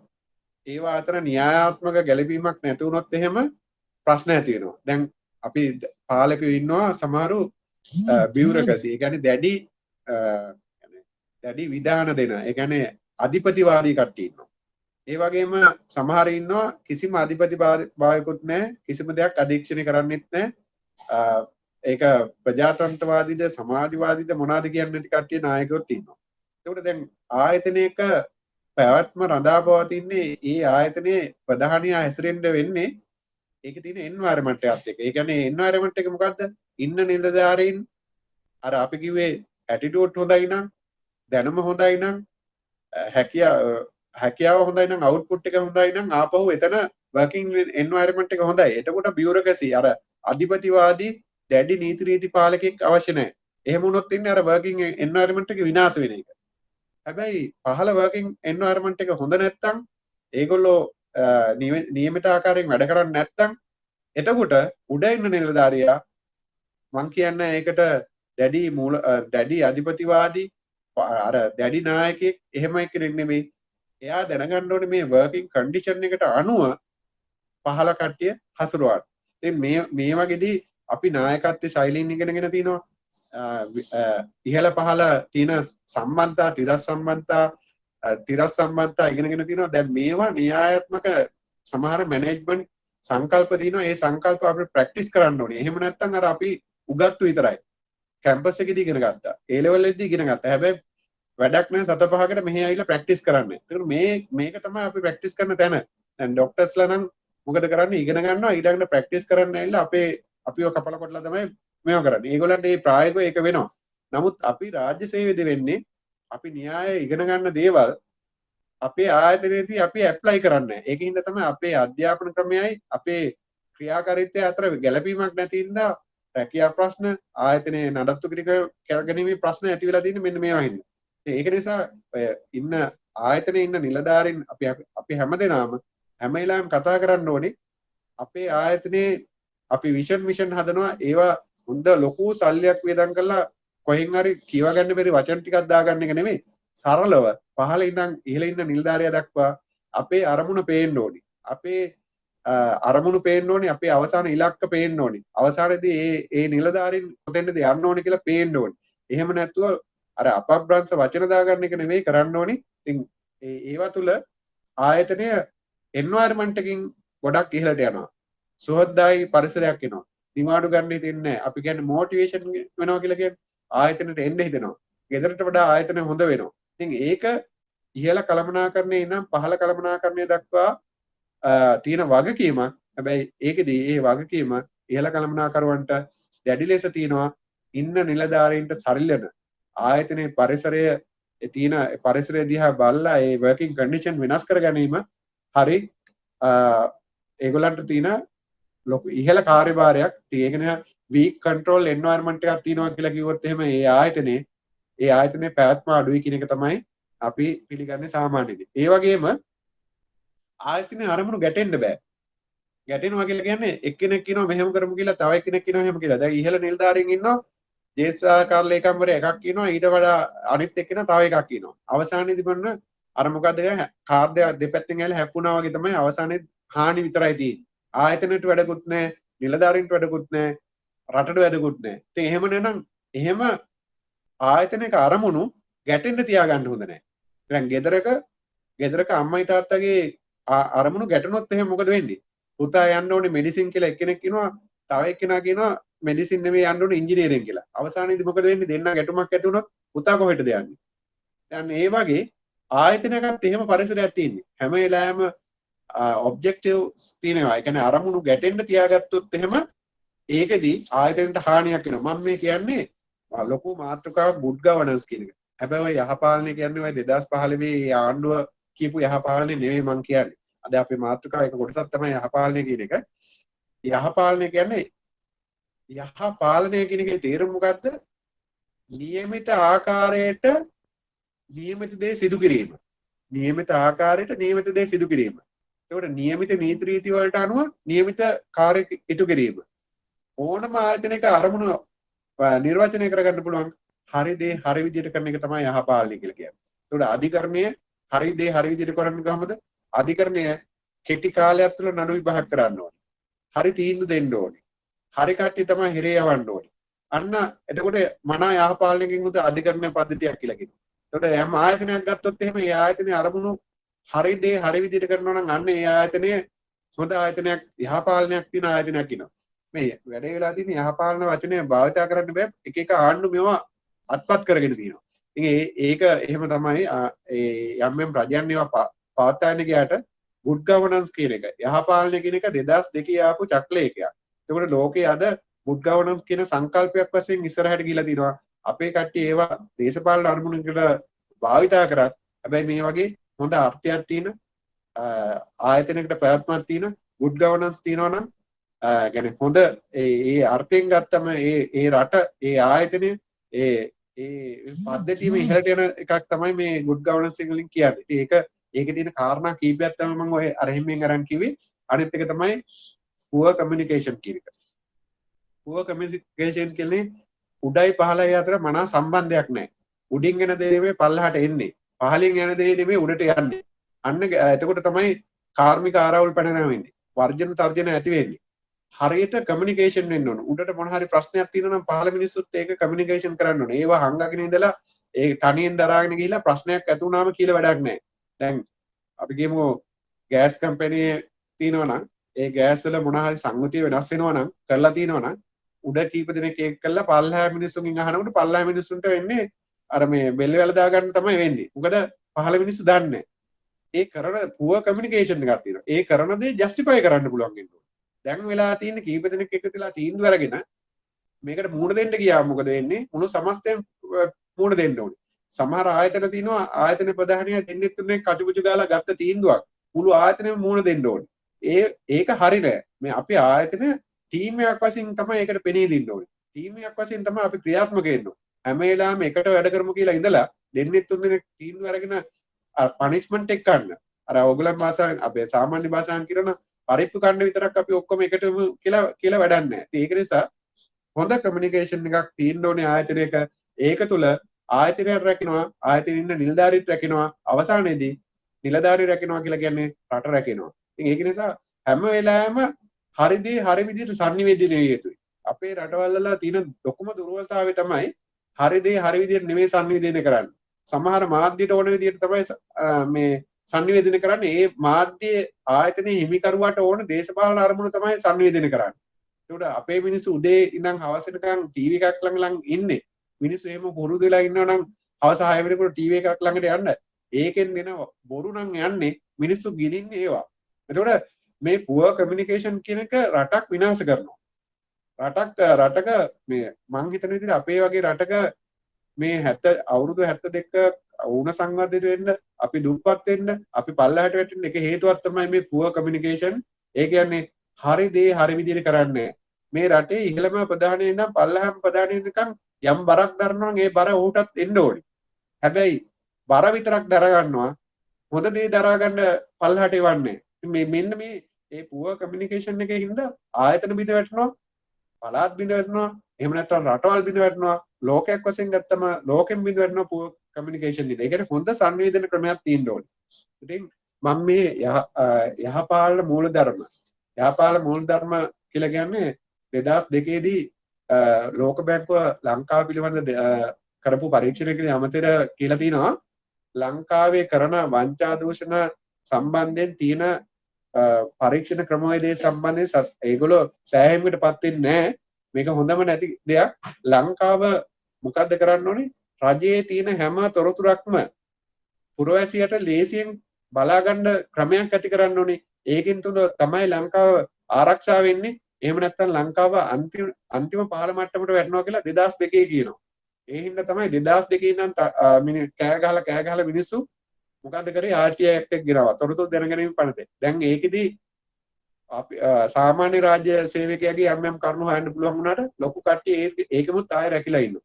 ඒකට වර්ල්ඩ් බැංක් එක හරි රට වර්ල්ඩ් බැංක් එක හරි ලෝක සංවිධානය කියලා තිනවා මොකද්ද රටක් ආරක්ෂා වෙන්න නම් හරි දේ මිනිස්සු අතරට යන්න ඕනේ, හරි දේ මිනිස්සුන්ට දැනගන්න තියෙන්න ඕනේ. ප්‍රොජෙක්ට් එකක් කරනවා නම් මොකද්ද කියලා දැනගන්න ඕනේ. අපි කියමු ගෑස් සංගතිය වෙනස් කරනවා නම් මිනිස්සු දැනගන්න ඕනේ. පාන් වල බර අඩු කරනවා නම් දැනගන්න ඕනේ.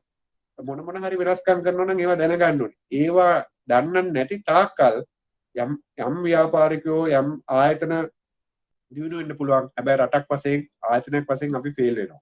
ඉතින් මම හිතන්නේ අද වෙලාවට අපිට මේ දෙන්න පුළුවන් කාරණා මම මේක කරේ කොහොමද දන්නවද? අර දුටු ගැමුණු කුමාරයා මේ අර උණුවෙන් බත් කෑවා වගේ අරහෙන් මෙහෙන් මම කියන්නේ. හේතුව පැය 4ක 5ක දේශනයක් පැය දෙකකට කතා කරන්න ගියාම good governance උයි ඔඩිට් කුවරි විගන්න පනතයි මේක කොත්තු රොටි හදනවා වඩා ඒක නම් හරිය මේ ගහගෙන ගහගෙන යන්න පුළුවන්. නමුත් මේ දැනුම ගන්න ගියාම හරි අමාරුයි ඒක වෙන් කළා දෙන්න. ඉතින් අපි වෙන දවසක අපි දීර්ඝව කතා කරමු විගන්න විමසුම් ලියන විදිය, විගන්න විමසුම් උත්තර ලියන විදිය, විගන්න හා බද්දේලා කොහොමද වැඩ කරන්නේ, මොකක්ද යහපාලන මූල ධර්ම, ඒ වගේ කොහොමද අපේ පවුල ගොඩනගන්නේ, ඒ වගේ මට උමනායි සමහරලාට නීතියට ගිහිල්ලා කොහොමද අපි ආරක්ෂා වෙන්නේ, නීතියත් එක්ක කොහොමද ගැටෙන්නේ, නීතියේදී තියෙන පිහිට මොනවාද, මෙන්න මේවා ගැන කතා කරන්න මට උවමනා තිබ්බට මේ පැය දෙකේදී මට ඒවා ගොනු කරගන්න විදිහක් නැහැ. අපි දවසක අපේ ඔය අපි සම්බන්ධීකරන මහත්මයාත් එක්ක කතා කරලා මම පුළුවන් වෙලාවක දෙන්නම්. මොකද මම නිදහස් අධ්‍යාපනයෙන් ඉගෙන ගත්ත එක්කෙනෙක්. මම උපාධි 5ක් 6ක් ගත්තට මම කැමති මිනිස්සුන්ට හැම වෙලාවෙම මගේ දැනුම දෙන්න. මොකද අපි ඉඳලා මැරිලා යනවා. හැබැයි වෙලා තියෙන්නේ අපේ මිනිස්සු ඒවට නොමිලේ දුන්නොත් ගන්නෑ. හැබැයි මේ කතාවම මම ලක්ෂ 5ක් අය දීලා කෝස් එකක් කරනවා කිව්වනම් එනවා. මොකද ආයතනෙන් සල්ලි ගෙවනවා. අපි ගිහිල්ලා ලක්ෂ 5ක කෝස් එකක් කරා කියලා එහෙම අර ඇටිටියුඩ් තියෙන මිනිස්සු ටිකක් ඉන්නවා. ඉතින් ඒ ඇටිටියුඩ් කලාව තමයි ඇවිල්ලා තින්නේ. එහෙම නැතුව හරිදී නොමිලේ හම්බුනොත් පිළිගන්නේ අපේ රට. ඉතින් ඒක මගේ ප්‍රශ්නයක් නෙවෙයි. නමුත් මම හැම වෙලාවෙම මම විශ්වාස කරනවා මගේ යුතුයකම තියෙන්නේ අපි නිදහස් අධ්‍යාපනය ඉගෙන ගන්න මිනිස්සුන්ට සේවය කරන්න ඕනේ කියලා. ඉතින් මම ඕන වෙලාවක ඔයගොල්ලන්ගේ ආයතනෙට එන්නම් ලද විගස. මේට වඩා හැබැයි අපි මේ ක්‍රමය හරි අමාරුයි. මේක ඇවිල්ලා මේ අර මේ වින්නම අම්මා කෙනෙක් මේ අර තැපෑලෙන් ළමෙක් හම්බෙන විදිය හදලා දෙනවා වගේ. මොකද මේවා ප්‍රැක්ටිකල් දේවල් කතා කරන්න ඕනේ දේවල්. නමුත් දැන් තාක්ෂණයේ මේ විදිහට ගිහිලා තින්නේ මේක හරියන දේවලුත් තියෙනවා. නමුත් මේ වගේ අර ගැඹුරු මාතෘකා කතා කරන්න ගියාම ඒක හරි අමාරුයි. දැන්ටත් කී දෙනෙක් නිදාගත්තද දන්නෙත් නැහැ. ඉතින් කෙසේ වෙතත් මම අර ඇමරිකාවේ දැකලා තියෙනවා එක වෙලාවකට එක ලෙක්චර් එකට ඇවිල්ලා තින්නේ එක ශිෂ්‍යයයි. නමුත් ඒ ආචාර්යවරයා කරා එයා කියන්නේ මට 100ක් ගොඩ ගියත් එකයි එක්කෙනෙක් ගොඩ ගියත් එකයි මම මගේ කාර්යය කරනවා කියලා. මොකද එක පහනක් හරි දැල්ලනවා කියලා. ඒ වගේ මමත් ඕගොල්ලෝ සමහරලාට මුළු ලංකාවෙම ඉන්න කට්ටිය මේකට සම්බන්ධ වෙන්න කියලා ඇති. නොයෙකුත් දේවල් කියලා සම්බන්ධ වෙන්න ඇත්ත බැරි කමකුත් ඇති. හැබැයි අවස්ථාවක් අහිමි වෙනවා කියලා කියන්නේ පනිෂ්මන්ට් එකක් කාලම ඒක තේරුම් ගන්න එකට වඩා අවස්ථාව ලැබුවම මේ අවස්ථාව ගන්න නැති එක ලංකාවේ අර ආයෙත් ඇටිටියුඩ් වල ලක්ෂණයක් තියෙනවා. තමන් අර අයින්ස්ටයින් කිව්ව උඩින් ඉඳන් පල්ලහැට පයින් එපා වැටෙනවා බරට කියලා කිව්වට පිළිගන්නේ නැහැ. සමහරු වැටිලාම බලන්න ඕනේ. විගන් නිවුස්මක් ඇවිල්ලාම බලන්න ඕනේ. උසාවි යන්නම ඕනේ.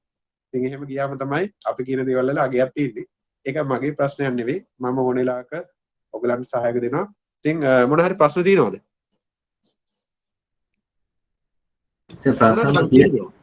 ඔව් සර් ලෙක්චර් කරන් තියෙනවා ප්‍රශ්න තියෙන සර් මේ අපිට වෙලාමදි මේ දේශනෙට මට තියෙන ප්‍රශ්න ආන්සර්. අපේ අභ්‍යන්තර විගණනාංශයෙන් සම්බන්ධ වෙලා තියෙනවා සර් මේ දේශනේ මම අහන්නේ එතුමලට මම හිතන්නේ මේ ඩෙස්ක්ටොප් වලින් අහන්නේ සමහර කට්ටිය කතා කරන්න බෑ. මම දැනුම් දීමක් කරන්නම් සර් මේ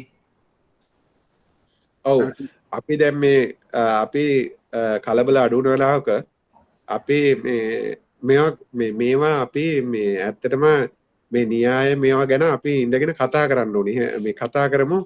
ඒක ඔය පුහුණු ඇත්තටම පුහුණුව අත්‍යවශ්‍යයි. පුහුණුව කියලා කියන්නේ දැනුම පුහුණුව ඕනේ දැන්. මේගොල්ලෝ පොත්පත්වල පුහුණුව දැන් ලැබලා ඉවරයිනේ. ප්‍රැක්ටිකලි කොහොමද කරන්න කියලා මම නීති ශාස්ත්‍රයේ තමයි වැඩි හරියක් ඉන්නේ. ඔය විනය පරීක්ෂණයයි මූලික පරීක්ෂණ විනය පරීක්ෂණ ඒ නීති ශාස්ත්‍රයයි මේ ඒ පැත්තට තමයි මම ගොඩක් බර. මම ඒ පැත්තම උනත් විගන්න කාර්යාලේ වැඩ කරන හින්දා විගන්නේ කරාට මම ඒ පැත්තට තමයි ගොඩක් කැමති. මම මගේ සහයෝගය දෙන්නම්. ඉතින් මේ වෙලාව මදි කියන එක මම හොඳටම දන්නවා. මටත් මේක ගුණ කරගන්න බෑ. හරි සර්. ඔව් එහෙනම් අපි තව කීප දෙනෙකුට අවස්ථාව දෙයි විනාඩි කීපයක් අදහස් තියෙනවා දක්වන්න. කීප දෙනෙක් කියලා තියෙනවා දිනේශික චතුරංගනී කියලා මිස් කෙනෙක් කියලා තියෙනවා. ඊටම තරවර දේශනයක් කියලා. ඉන්කෝල් මැසේජ් එකට දාලා තියෙනවා. ඔව් ලින්ට්‍රෝ මාධ්‍යල මොකද්ද මට ඒක තේරුන්නේ නැහැ. මේ මගේ මේ මෙහෙමයි මේ මං ඇත්තටම සමහර කරුණු මේ දැන් මං හිතන්නේ කවුරු හරි ඒක අහලා තියෙන ප්‍රශ්නයක්ද අහලා තියෙන්නේ නෑ නේද? නෑ සර් ඒගොල්ලෝ කමෙන්ට් දාලා තියෙනවා. ඉන්කෝල් මැසේජ් එකේ දාලා තිනවා ස්තුතියි මොකක්ද සර් අහලා තියෙන්නේ? දිනේශිකා චතුරංගනී කියලා මිස් කෙනෙක් දාලා තිනවා ස්තුතියි සර් ඉතාමත් හරබර දේශනයක්. ටීකේ විතානගේ ගොඩක් ස්තුතියි සර්. තිරිනි පුෂ්පිකායි thank you sir කියලා දාලා තිනවා සර් මේ ඉන්කෝල් මැසේජ් එකේ දාලා තියෙනවා. මේ සර් කියපු කතාව ඇත්ත තමයි සර්. ඇත්තටම අපි මේක නිකන් දෙන හින්දා තමයි මේ කට්ටිය අපේ ඔෆිසර්ස්ලා සමහරට සර් අපේ YouTube channel එකේ දාන හින්දා වෙන්න පුළුවන්. ඒගොල්ලන්ට වෙන පස්සුව හරි බලන්න පුළුවන් නේ. සර්ගේ දේශනෙත් අපි ඉස්සෙල්ලා කරපු දේශනය YouTube link එක මම සර්ට WhatsApp කරා දුද්දී. එතකොට සර් අපිට උනක ඒක මම ඒකත් අදුද්දී රිවයින්ඩ් කරා. ඒකේ රිවයින්ඩ් කරලා අහන්න පුළුවන් සර් මේ දේශනය ඕන වෙලාවක. ඒ නිසා වෙන්න ඕන සමහරට දේශන ලොග් වෙන්නේ නැත්තේ. හැබැයි අර මේ අර අපි බලමු මේ දැනුම ප්‍රමාණවත් නෑ මේ ගොනු කරගන්න අමාරුයි මේ පැය දෙක තුල. අපි මේක විධිමත් වෙලාවක එකතු වෙලා අපි කරමු. මේ දැන් අද වුණත් මං කියන්න ඕන දේ මට කොහොමද කියන්න කියලා ප්‍රශ්නයක් තියෙනවා. අනිත් එක දැන් මේ ඕගොල්ලොත් එකට එකතු වෙලා කතා කරන්න පුළුවන්. සමහර දේවල් එලිපිට අපි රජේ නිලධාරීන්නේ. එතකොට ඒවා කතා කරන්න පුළුවන් මේ අපි ටික ඉස්සරහ පිට. ඒක හරිද? මේ වගේ කතා කරන්න ගියාම මේ අන්තිමට වෙන්නේ අර වෙන වැඩ වෙන්නේ. හොඳයි.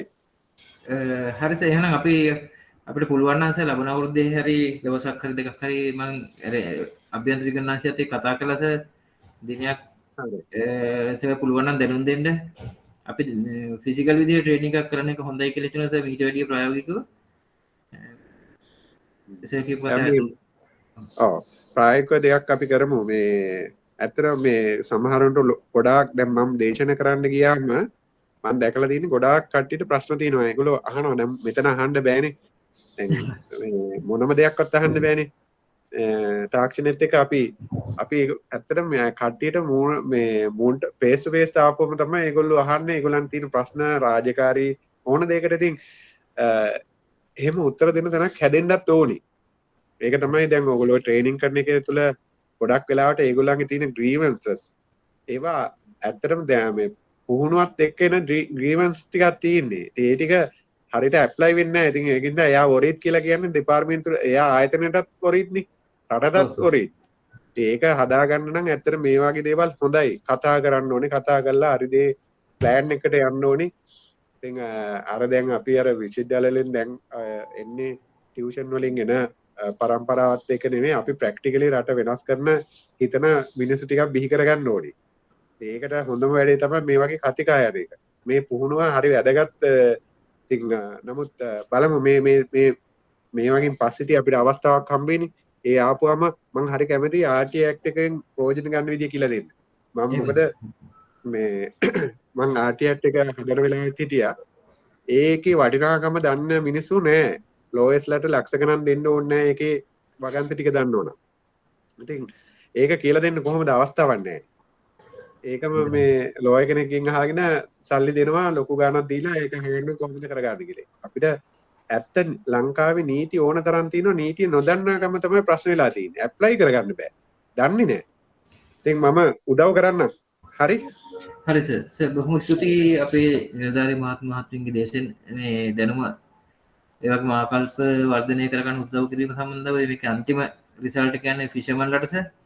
අපේ නිලධාරී මාර්ගෙන් ඇත්තටම අපිට දැන් පුහුණු කිරීමත් අමාරු තියෙන තත්ත්වයක අපේ දිස්ත්‍රික්ක 15 නිලධාරී මාර්ගෙන් පුහුණු වැඩසටහන් arrange කරන්න බලාපොරොත්තු වෙන මේ YouTube channel එකේ රෙකෝඩ් කරපු එක දේශනය හරහා සර්ගේ කටහඬ අන්තිමට ෆිෂර්මන් දක්වාම අරගෙන යනවා කියන අදහස අපි ඉන්නේ.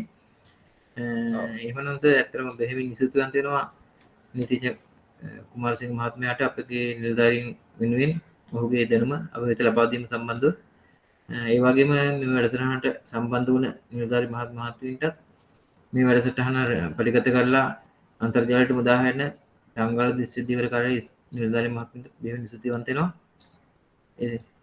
ඒ අනුව මේ වැඩසටහන සුබ සන්ධ්‍යාවක් ප්‍රාර්ථනා කරමින් ඔබ සැමට මේ වැඩසටහන මෙතනින් අවසන් කරනවා. බොහොම ස්තුතියි. නැවත වතාවක් අපි නීතිඥ කුමාරසිංහ මහත්මයා හමු වන අරමුණින් වැඩසටහනට සමුදෙනවා.